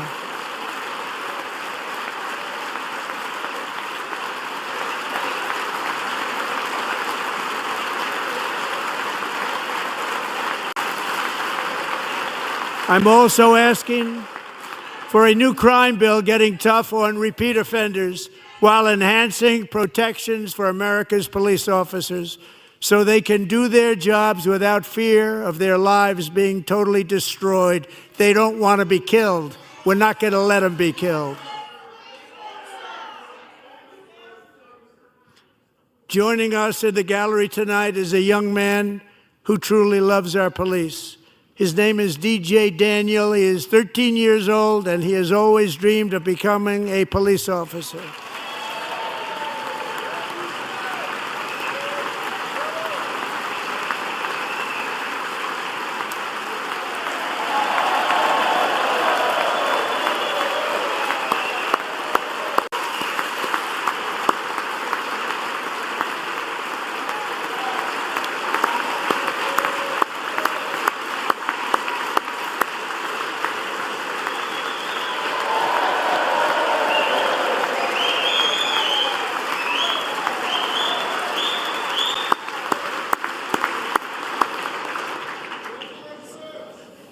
But in 2018, DJ was diagnosed with brain cancer. The doctors gave him 5 months at most to live. That was more than 6 years ago.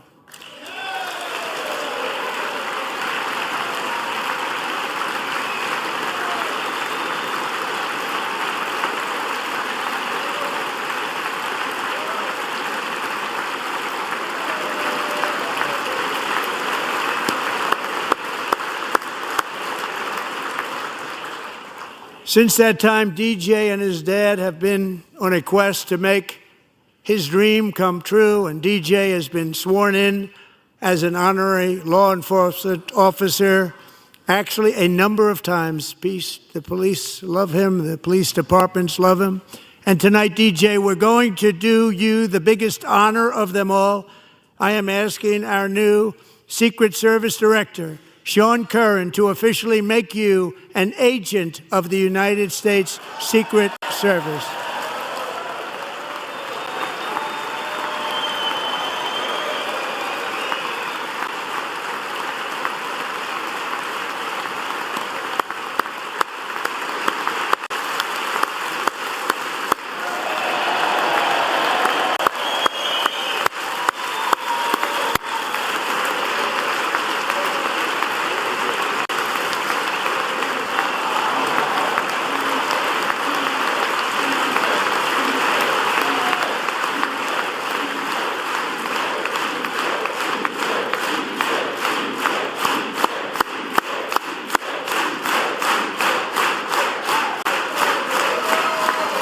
Thank you, DJ.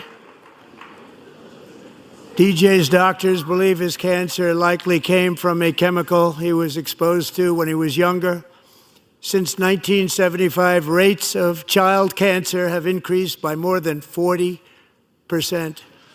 Reversing this trend is one of the top priorities for our new presidential commission to make America healthy again, chaired by our new Secretary of Health and Human Services, Robert F. Kennedy, Jr.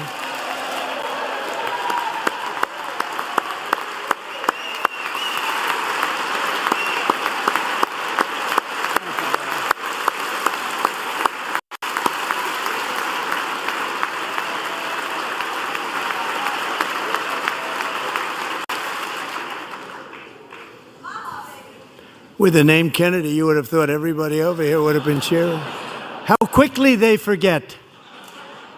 Our goal is to get toxins out of our environment, poisons out of our food supply, and keep our children healthy and strong. As an example, not long ago, and you can't even believe these numbers, 1 in 10,000 children had autism, 1 in 10,000. And now it's 1 in 36. There's something wrong, 1 in 36. Think of that. So we're going to find out what it is, and there's nobody better than Bobby and all of the people that are working with you. You have the best to figure out what is going on. Okay, Bobby, good luck. It's a very important job. Thank you. Go get him.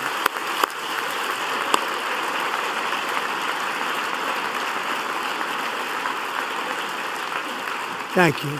My administration is also working to protect our children from toxic ideologies in our schools. A few years ago, January Littlejohn and her husband discovered that their daughter's school had secretly socially transitioned their 13-year-old little girl. Teachers and administrators conspired to deceive January and her husband while encouraging her daughter to use a new name and pronouns. They, them pronoun, actually, all without telling January, who is here tonight and is now a courageous advocate against this form of child abuse. January, thank you. Thank you. Thank you very much.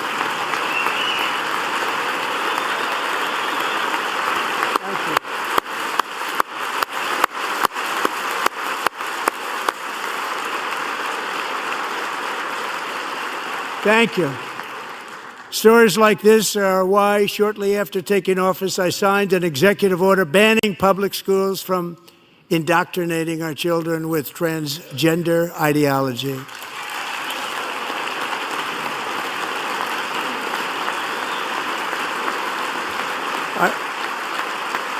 I also signed an order to cut off all taxpayer funding to any institution that engages in the sexual mutilation of our youth.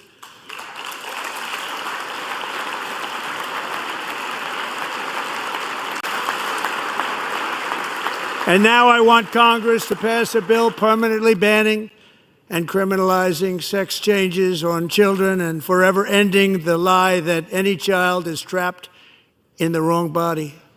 This is a big lie.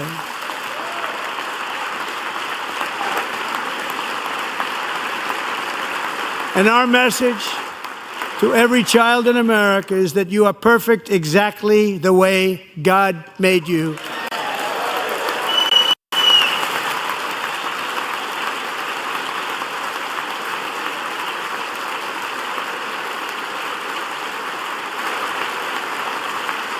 Because we're getting wokeness out of our schools and out of our military, and it's already out, and it's out of our society. We don't want it. Wokeness is trouble. Wokeness is bad. It's gone. It's gone. And we feel so much better for it, don't we? Don't we feel better? Our service members won't be activists and ideologues. They will be fighters and warriors. They will fight for our country. And Pete, congratulations.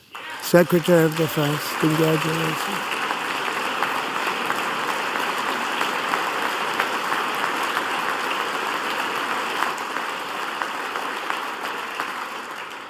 And he's not big into the woke movement, I can tell you. I know him well.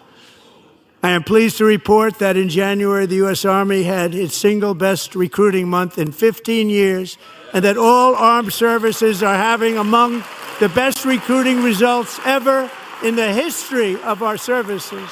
What a difference.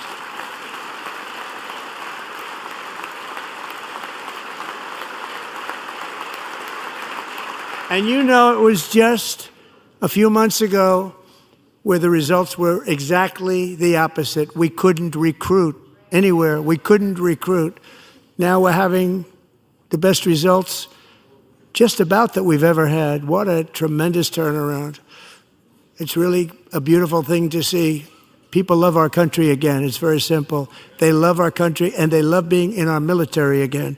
So it's a great thing, and thank you very much. Great job. Thank you.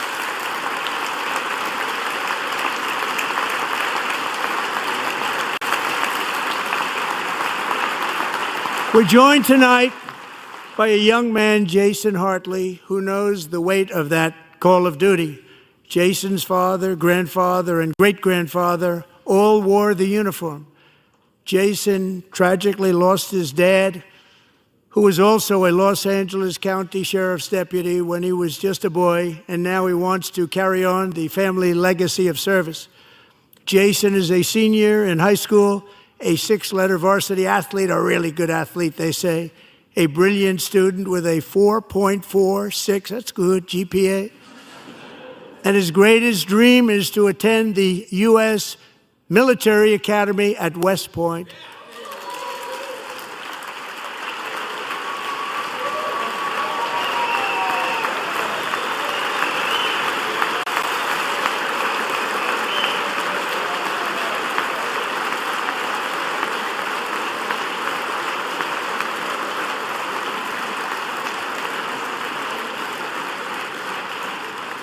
And Jason, that's a very big deal getting in. That's a hard one to get into. But I'm pleased to inform you that your application has been accepted. You will soon be joining the Corps of Cadets.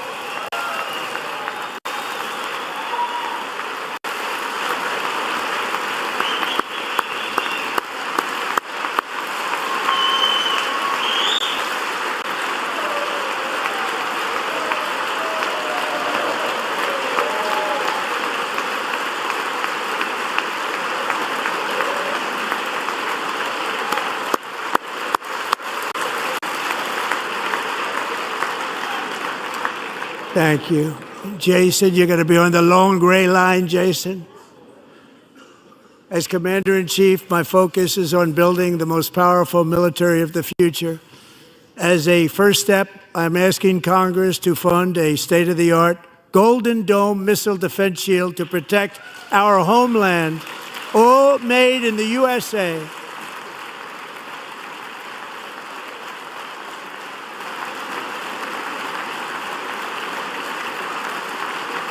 And Ronald Reagan wanted to do it long ago, but the technology just wasn't there, not even close. But now we have the technology. It's incredible, actually.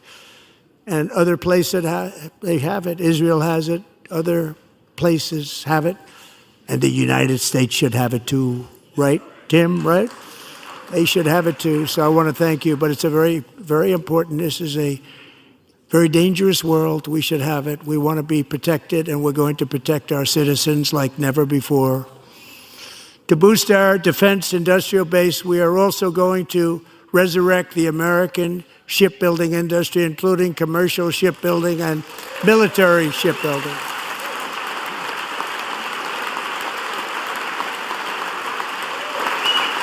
And for that purpose, I am announcing tonight that we will create a new Office of Shipbuilding in the White House and offer special tax incentives to bring this industry home to America where it belongs. We used to make so many ships. We don't make them anymore very much, but we're going to make them very fast, very soon. It will have a huge impact. To further enhance our national security, my administration will be reclaiming the Panama Canal, and we've already started doing it.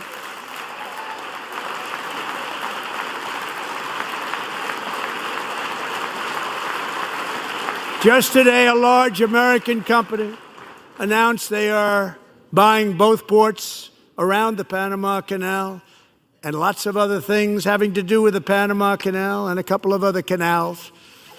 The Panama Canal was built by Americans for Americans, not for others, but others could use it.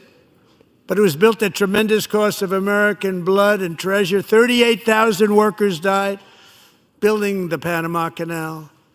They died of malaria. They died of snake bites and mosquitoes. Not a nice place to work.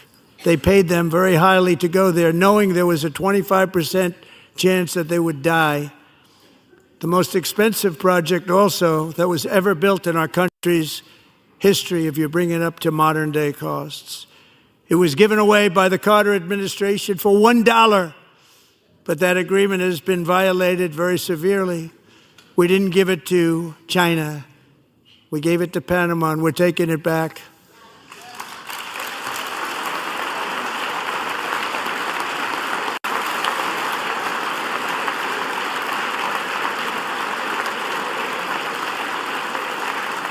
And we have Marco Rubio in charge. Good luck, Marco. Now, we know who to blame if anything goes wrong. Marco's been amazing, and he's going to do a great job. Think of it. He got 100 votes. You know, he was approved with actually 99, but the 100th was this gentleman, and I feel very certain. So let's assume he got 100 votes. And I'm either very, very happy about that or I'm very concerned about it. But he's already proven. I mean, he's a great gentleman. He's respected by everybody, and we appreciate you voting for Marco. He's going to do a fantastic job. Thank you. Thank you. He's doing a great job. Great job. And I also have a message tonight for the incredible people of Greenland.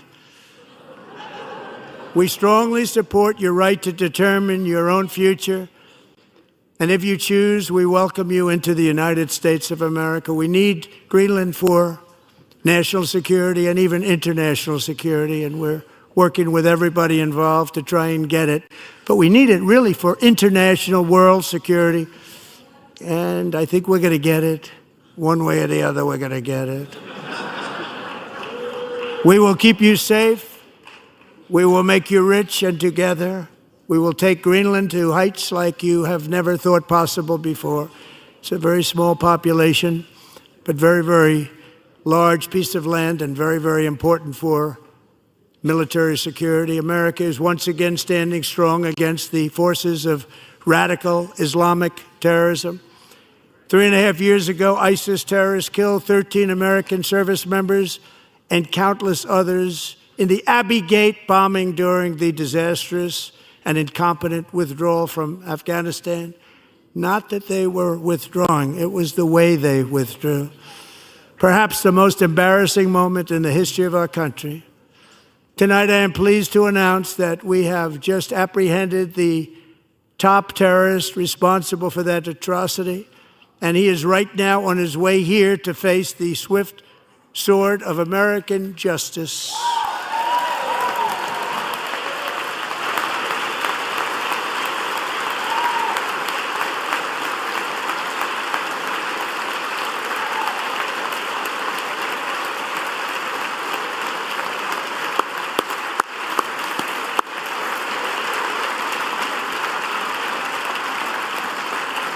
And I want to thank especially the government of Pakistan for helping arrest this monster. This was a very momentous day for those 13 families who I actually got to know very well, most of them, whose children were murdered, and the many people that were so badly, over 42 people, so badly injured on that fateful day in Afghanistan. What a horrible day. Such incompetence was shown that when Putin saw what happened, I guess he said, wow, maybe this is my chance. That's how bad it was. Should have never happened. Grossly incompetent people. I spoke to many of the parents and loved ones, and they're all in our hearts tonight. Just spoke to them on the phone. We had a big call. Every one of them called, and everybody was on the line, and they did nothing but cry with happiness. They were very happy as you can be under those circumstances. Their child, brother, sister, son, daughter was killed for no reason whatsoever. In the Middle East, we're bringing back our hostages from Gaza. In my first term, we achieved one of the most groundbreaking peace agreements in generations, the Abraham Accords.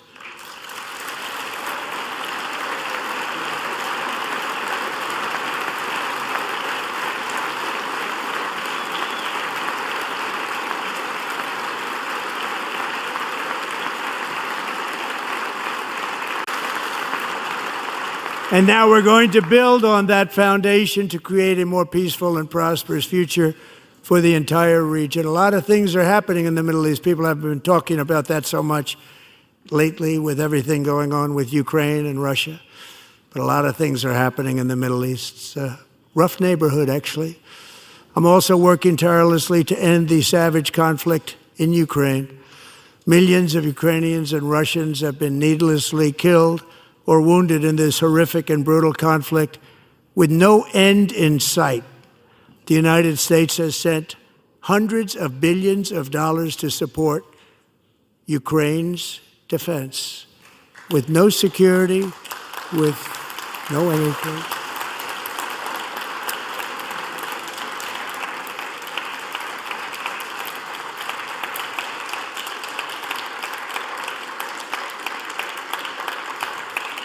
Do you want to keep it going for another 5 years? Yeah, you would say Pocahontas says yes.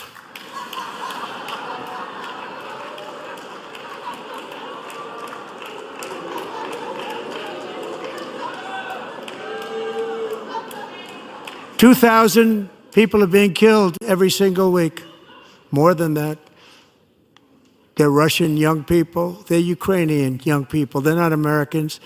But I want it to stop. Meanwhile, Europe has sadly spent more money buying Russian oil and gas than they have spent on defending Ukraine, by far. Think of that. They've spent more buying Russian oil and gas than they have defending. And we've spent perhaps $350 billion, like taking candy from a baby. That's what happened. And they've spent $100 billion. What a difference that is. And we have an ocean separating us, and they don't. But we're getting along very well with them, and lots of good things are happening. Biden has authorized more money in this fight than Europe has spent by billions and billions of dollars. It's hard to believe that they wouldn't have stopped it and said at some point, come on, let's equalize. You got to be equal to us. But that didn't happen. Earlier today, I received an important letter from President Zelensky of Ukraine. The letter reads, Ukraine is ready to come to the negotiating table as soon as possible to bring lasting peace closer. Nobody wants peace more than the Ukrainians, he said. My team and I stand ready to work under President Trump's strong leadership to get a peace that lasts. We do really value how much America has done to help Ukraine maintain its sovereignty and independence. Regarding the agreement on minerals and security, Ukraine is ready to sign it at any time that is convenient for you.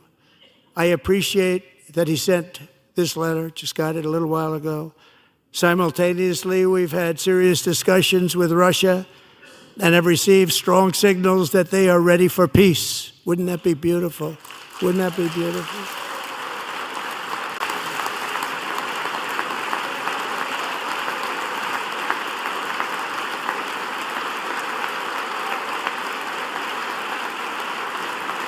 Wouldn't that be beautiful?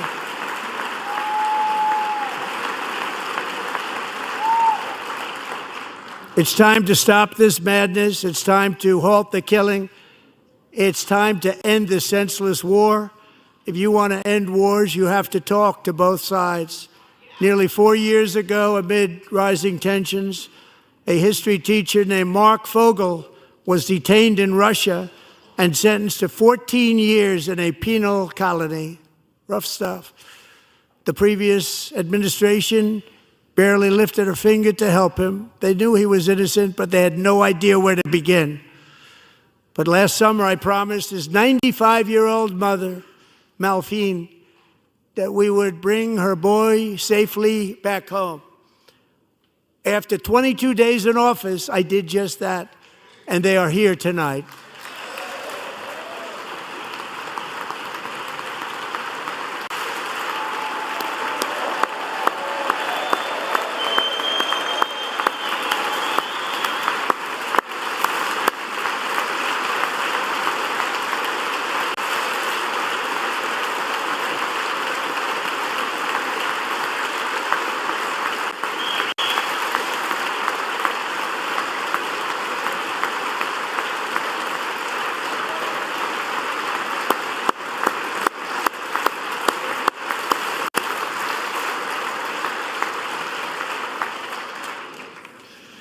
To Mark and his great mom, we are delighted to have you safe and sound and with us. As fate would have it, Mark Fogel was born in a small rural town in Butler, Pennsylvania. Have you heard of it? Where his mother has lived for the past 78 years. I just happened to go there last July 13th for a rally. That was not pleasant. And that is where I met his beautiful mom right before I walked onto that stage. And I told her I would not forget what she said about her son. And I never did I? Never forgot. Less than 10 minutes later, at that same rally, gunfire rang out and a sick and deranged assassin unloaded 8 bullets from his sniper's perch into a crowd of many thousands of people. My life was saved by a fraction of an inch, but some were not so lucky. Corey Comparator was a firefighter, a veteran, a Christian, a husband, a devoted father, and above all, a protector. When the sound of gunshots pierced the air, it was a horrible sound. Corey knew instantly what it was and what to do. He threw himself on top of his wife and daughters and shielded them from the bullets with his own body. Corey was hit really hard. You know the story from there. He sacrificed his life to save theirs. 2 others, very fine people, were also seriously hit. But thankfully, with the help of 2 great country doctors, we thought they were gone and they were saved. So those doctors had great talent. We're joined by Corey's wife, Helen, who was his high school sweetheart, and their two beloved daughters, Allison and Kaylee. Thank you.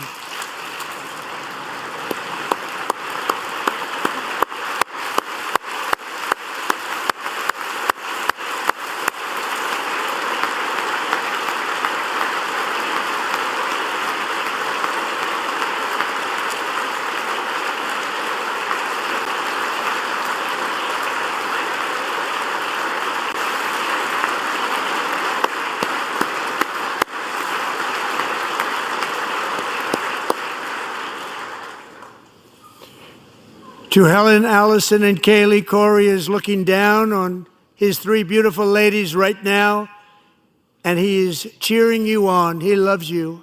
He is cheering you on. Corey was taken from us much too soon, but his destiny was to leave us all with a shining example of the selfless devotion of a true American patriot. It was love like Corey's that built our country, and it's love like Corey's that is going to make our country more majestic than ever before. I believe that my life was saved that day in Butler for a very good reason. I was saved by God to make America great again. I believe that. Thank you. Thank you.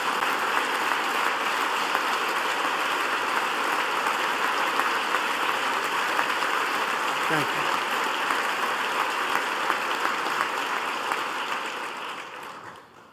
Thank you very much. From the patriots of Lexington and Concord to the heroes of Gettysburg and Normandy, from the warriors who crossed the Delaware to the trailblazers who climbed the Rockies, and from the legends who soared at Kitty Hawk to the astronauts who touched the moon, Americans have always been the people who defied all odds, transcended all dangers, made the most extraordinary sacrifices, and did whatever it took to defend our children, our country, and our freedom. And as we have seen in this chamber tonight, that same strength, faith, love, and spirit is still alive and thriving in the hearts of the American people. Despite the best efforts of those who would try to censor us, silence us, break us, destroy us, Americans are today a proud, free, sovereign, and independent nation that will always be free, and we will fight for it till death. We will never let anything happen to our beloved country, because we are a country of doers, dreamers, fighters, and survivors. Our ancestors crossed a vast ocean, strode into the unknown wilderness, and carved their fortunes from the rock and soil of a perilous and very dangerous frontier. They chased our destiny across a boundless continent. They built the railroads, laid the highways, and graced the world with American marvels like the Empire State Building, the mighty Hoover Dam, and the towering Golden Gate Bridge.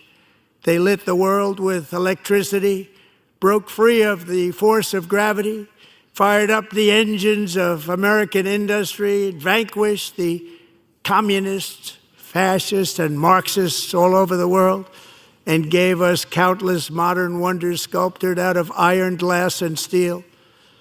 We stand on the shoulders of these pioneers who won and built the modern age, these workers who poured their sweat into the skylines of our cities, these warriors who shed their blood on fields of battle and gave everything they had for our rights and for our freedom. Now it is our time to take up the righteous cause of American liberty. And it is our turn to take America's destiny into our own hands and begin the most thrilling days in the history of our country. This will be our greatest era. With God's help, over the next 4 years, we are going to lead this nation even higher, and we are going to forge the freest, most advanced, most dynamic, and most dominant civilization ever to exist on the face of this earth. We are going to create the highest quality of life, build the safest and wealthiest and healthiest and most vital communities anywhere in the world. We are going to conquer the vast frontiers of science, and we are going to lead humanity into space and plant the American flag on the planet Mars and even far beyond.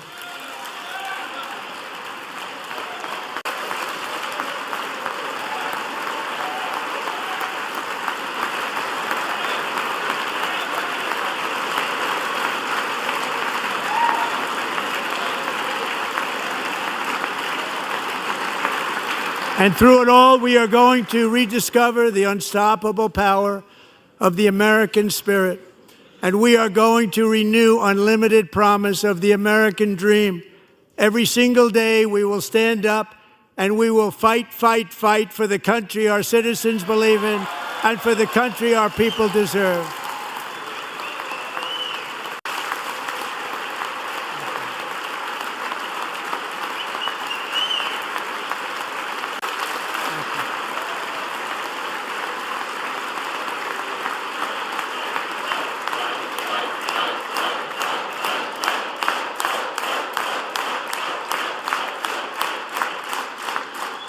My fellow Americans, get ready for an incredible future because the golden age of America has only just begun. It will be like nothing that has ever been seen before. Thank you, God bless you, and God bless America. Here comes President Donald Trump to change the narrative back to law and order.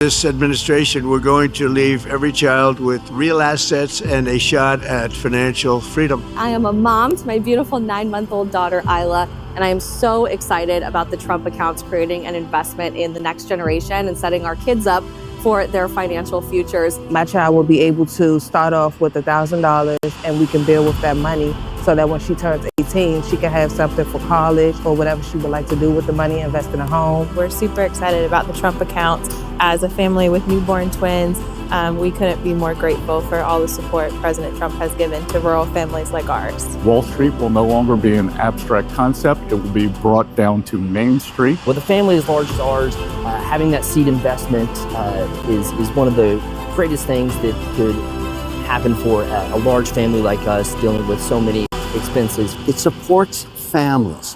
It helps children at an early age understand the concept of money. And because they can't take it out for 18 years, which I love, it lets the market do its thing. For 200 years, the American economy has driven growth successfully. It'll do it for individuals now, so when that child turns 18, they have a nest egg.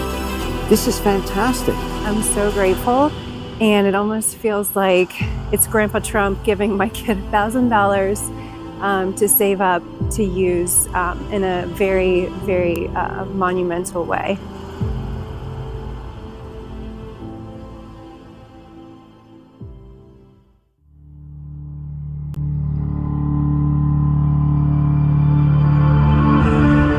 My name's Angie Morphine Vargas, and I'm mother to Ruben Morphine. He was executed in the streets of Salinas in 1990. 34 years later, I could still cry for him like if it was yesterday. My name is Maria Herrera Vega, and I'm the mother of Marine and Border Patrol Agent Javier Vega Jr., our son, who went by Harvey, was murdered August the 3rd, 2014. My name is Chris Odette. I'm an angel father. My daughter, Krisha, was killed September 12th, 2014 by an illegal alien in Rockwall, Texas. This is my son, Ryan, and his girlfriend, both poisoned to death by illicit fentanyl. I can't bring my son back, but we are doing all of this to save the future Americans from being poisoned to death by fentanyl. My name is Agnes Gibney. This is my son, Ronald Da Silva, who was murdered by a previously deported criminal illegal alien gang member. My name is Angel Mom Miriam Mendoza. This is my son, Sergeant Brandon Mendoza of the Mesa, Arizona Police Department, who was killed on May 12, 2014 by a repeat illegal criminal. Thank everybody in this administration for finally paying attention to criminals who harm Americans. We thank the Trump administration from the bottom of our hearts. Without them, there would be no justice for my daughter. We're finally getting some justice in this country for our children. This right here is what should be living here in America, not criminals that are coming in right now. You didn't have to pay tax and overtime. Thank you. Thank you, Ms. Myrtle. You worked here a long time on that, right? Oh, yes. You get treated good? Oh, yes. Give a good tip, too. Of course. No tax. Thank you. 45 years. Yes, 24 years. You look too young for that. Come on, wait. I'll get over and take a picture. Come on, I'll get over. Let's get a good. That's my president right there. Come on. Order the cash register. Okay, everyone, in a 3, 2, 1. Everyone, thumbs up. Yes. Yes. I'll remember that. Have a good time, everybody. Thank you. Thank you. We're going to a couple of hot races going on now. 1. Cheers. Come on. Have a good time. We are in the midst of the worst drug crisis in U.S. history. The drug is fentanyl. More Americans died from fentanyl last year than died in the Korean War, or the Iraq War, or the Afghanistan War, all of them combined. We're formally classifying fentanyl as a weapon of mass destruction. Well, for the first time in years, fentanyl overdose deaths in the U.S. are starting to drop. Reports show a decline in drug overdose deaths here in the United States. Fentanyl deaths in this country have dropped in 1 year under President Trump. Because he secured the border, fentanyl deaths have gone down 30%.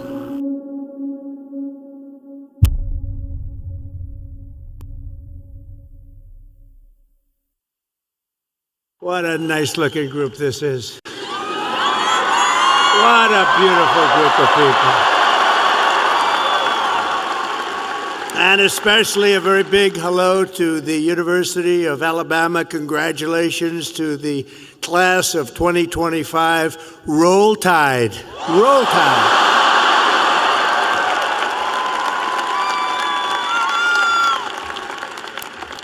There are things that happen in life that are very important, and you always remember where you were when they happened.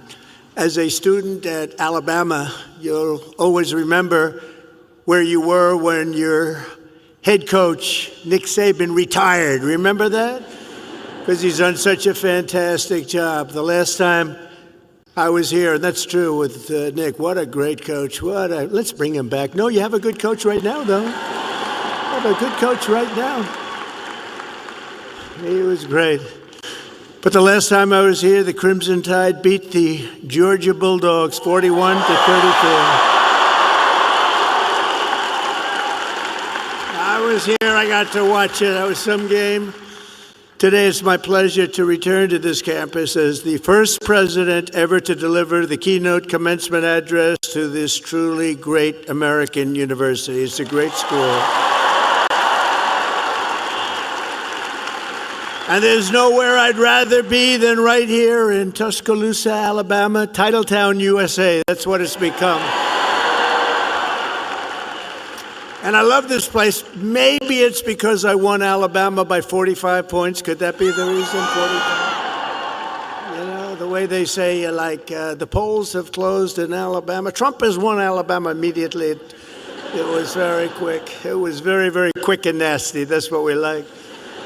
They put all 7 of your commencement ceremonies, I don't know if you know this, but they put them all together first time ever, so I better do well, or I'm in big trouble. But I want to thank President Bell for his 10 years of distinguished service, highly respected gentleman, but 10 years of service to this great university, overseeing the education of 100,000 proud Alabama graduates. That's something to have on your record. I also want to thank Alabama Governor Kay Ivey, who's here with us, and she's a fantastic. Where is she? Where is she? She's around here someplace. She's here. I just took a picture. I said, "You're doing a great job," along with the very wonderful man, a friend of mine, Senator Tommy Tuberville. Where's Tommy?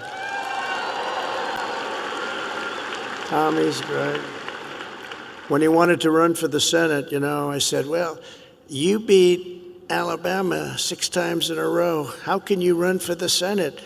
He said, "Well, I just look at him and say, well, I was responsible for them getting Nick Saban." I said, "That's a good reason." And he won, very easily he won, but I'll never forget that. Thanks also to a wonderful person, Representative Lisa McClain, a great person, great, highly respected. Gary Palmer, Robert Adderholt, Dale Strong, Ronnie Jackson, Ralph Norman, along with Lieutenant Governor Will Ainsworth, Alabama Attorney General Steve Marshall, Alabama Secretary of State Wes Allen, great people.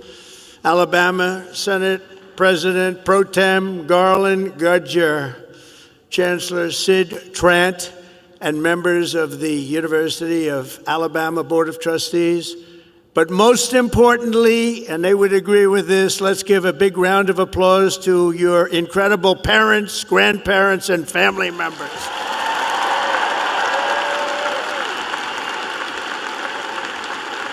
Because they made this wonderful day possible. Oh, you're great. Without them, it doesn't happen. Without them, you probably aren't here, and you wouldn't have that big, beautiful smile on your faces. This year, the graduating Alabama class of 2025 has over 6,600 graduates. You're the largest class in school history. Among your ranks are among the 800 first-generation college students and nearly 3,000 students from right here in the great state of Alabama. Amazing. And this class also includes many Rhodes Scholars, Goldwater Scholars, 213 Merit Scholars, and over 1,500 students graduating with red caps. You know what that signifies? 4.0 GPA. That's a lot of students. That's a lot of students.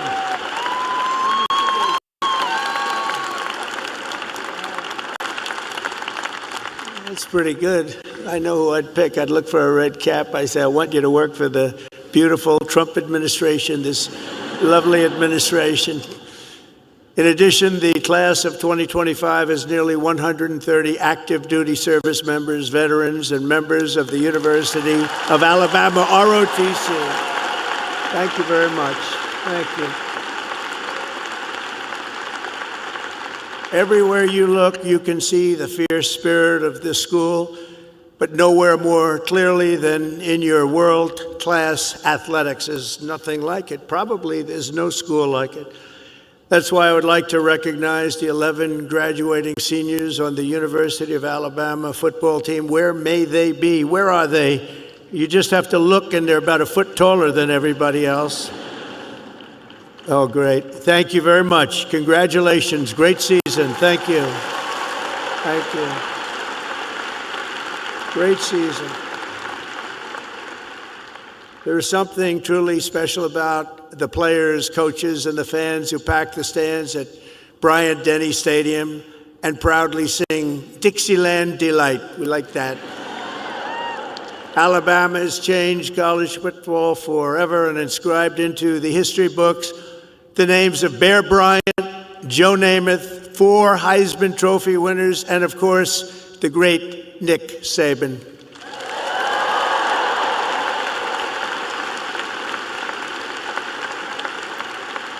This place is truly where legends are made. It really is. It's a special place. When your president called, we talked about it. It took me about 2 seconds to say, I'll go. I wasn't looking to do it, and we are busy. You know, we're winning a lot of battles right now. We love winning, don't we? Love winning. We're winning a lot of battles. But I wanted to do this. For the University of Alabama, good isn't good enough, tough isn't tough enough, and great isn't great enough. The Crimson Tide does not rest, does not quit, and does not stop winning until it's all time. You know, it's all time. You're always winning, and you're going to keep winning. That's why the University of Alabama football team has won more games in the last decade than any college football team in America. That's not bad.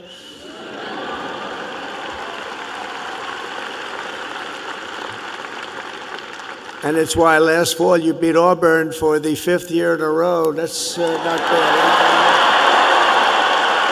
That's not bad.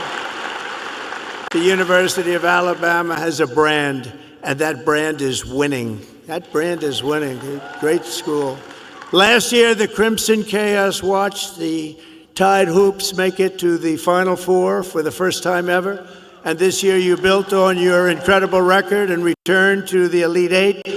So not only is Alabama a great football school, it's now one of the nation's best basketball schools, and congratulations.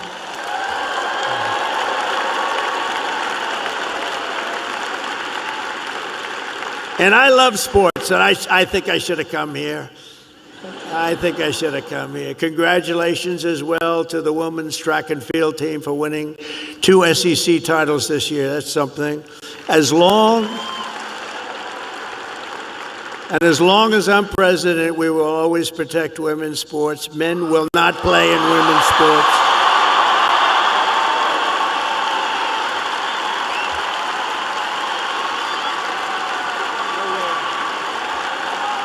No way.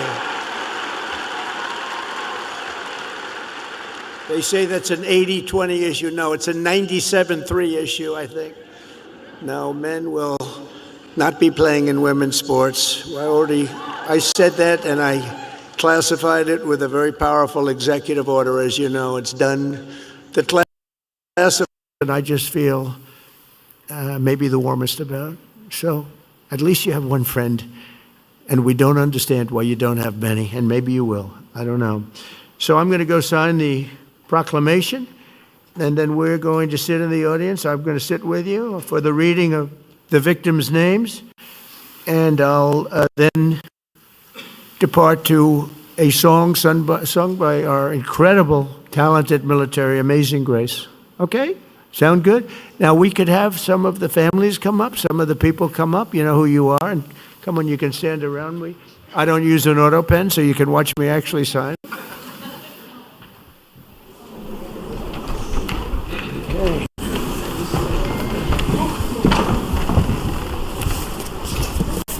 We'll do this the right way. I want to give coins to the family, okay? Could I? I have one for you, and I couldn't bring anything inside. I know, Secret Service. Well, you'll get it to me. Say hi to Trump, Emma. Hi, Chuck. Hi, Little Emma. Oh, hi, Emma. Little Kella. Very good, beautiful. Yeah. Okay, you ready, Emma? We're going to sign this, okay? Okay.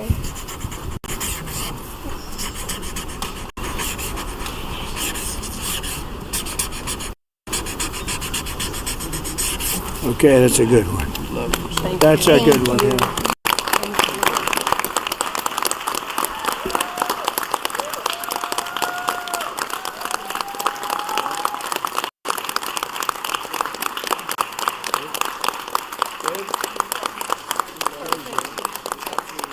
Thank you very much. Thank you. Thank you very much. You take care of yourself. You can hold that. At least can for a hold little it. while before. I'm not taking it. Thank you. So let's do this candle lighting, and it's very beautiful. Please. My daughter's my birthday. Thank you very much.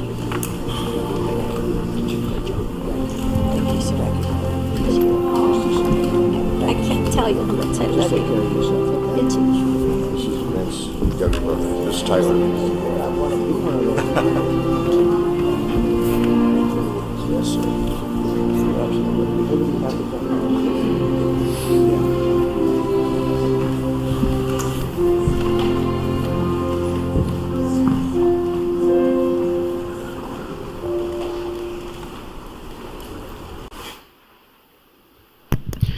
We will now light a candle in honor of the victims and in solidarity with their families. Following the lighting of the candle, the names of the victims will be read aloud so that their memory may be honored.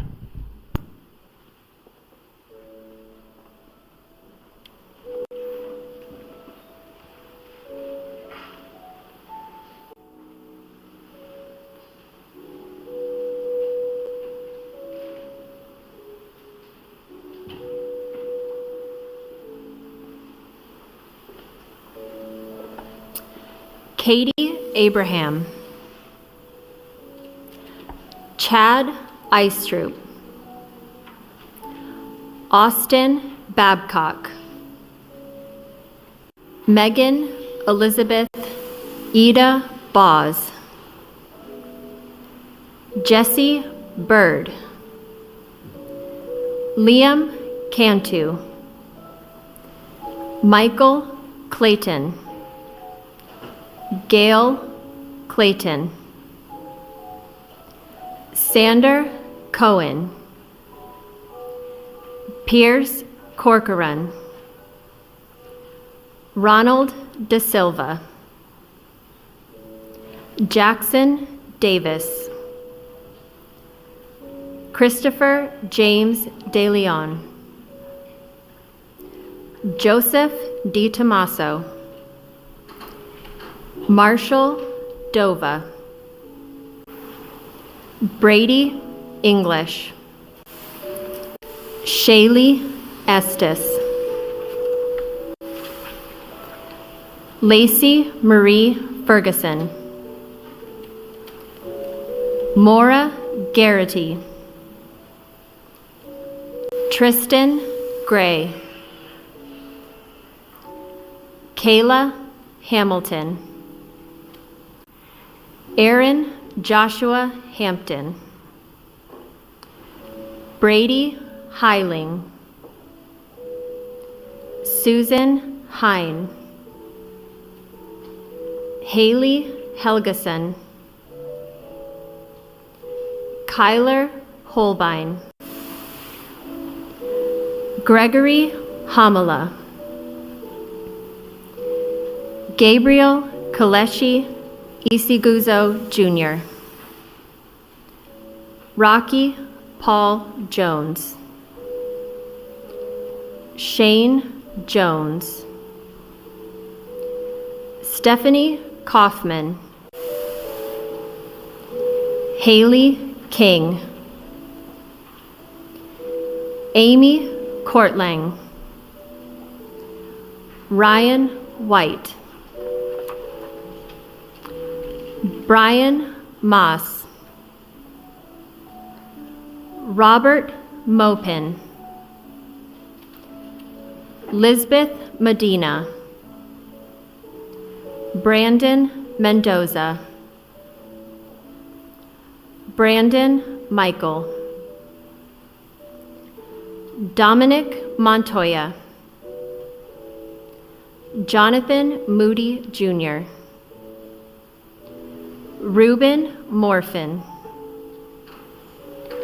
Rachel Morin,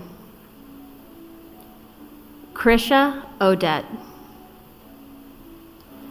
Nikolay Osokin, Rocco Pitro, Laken Riley, Grant Ronnebeck, Matthew Russell, Kayla Santiago, Danielle Nikki Sherma, Rachel, Kayla, these are great people, and we're never going to forget them. I'll never forget them.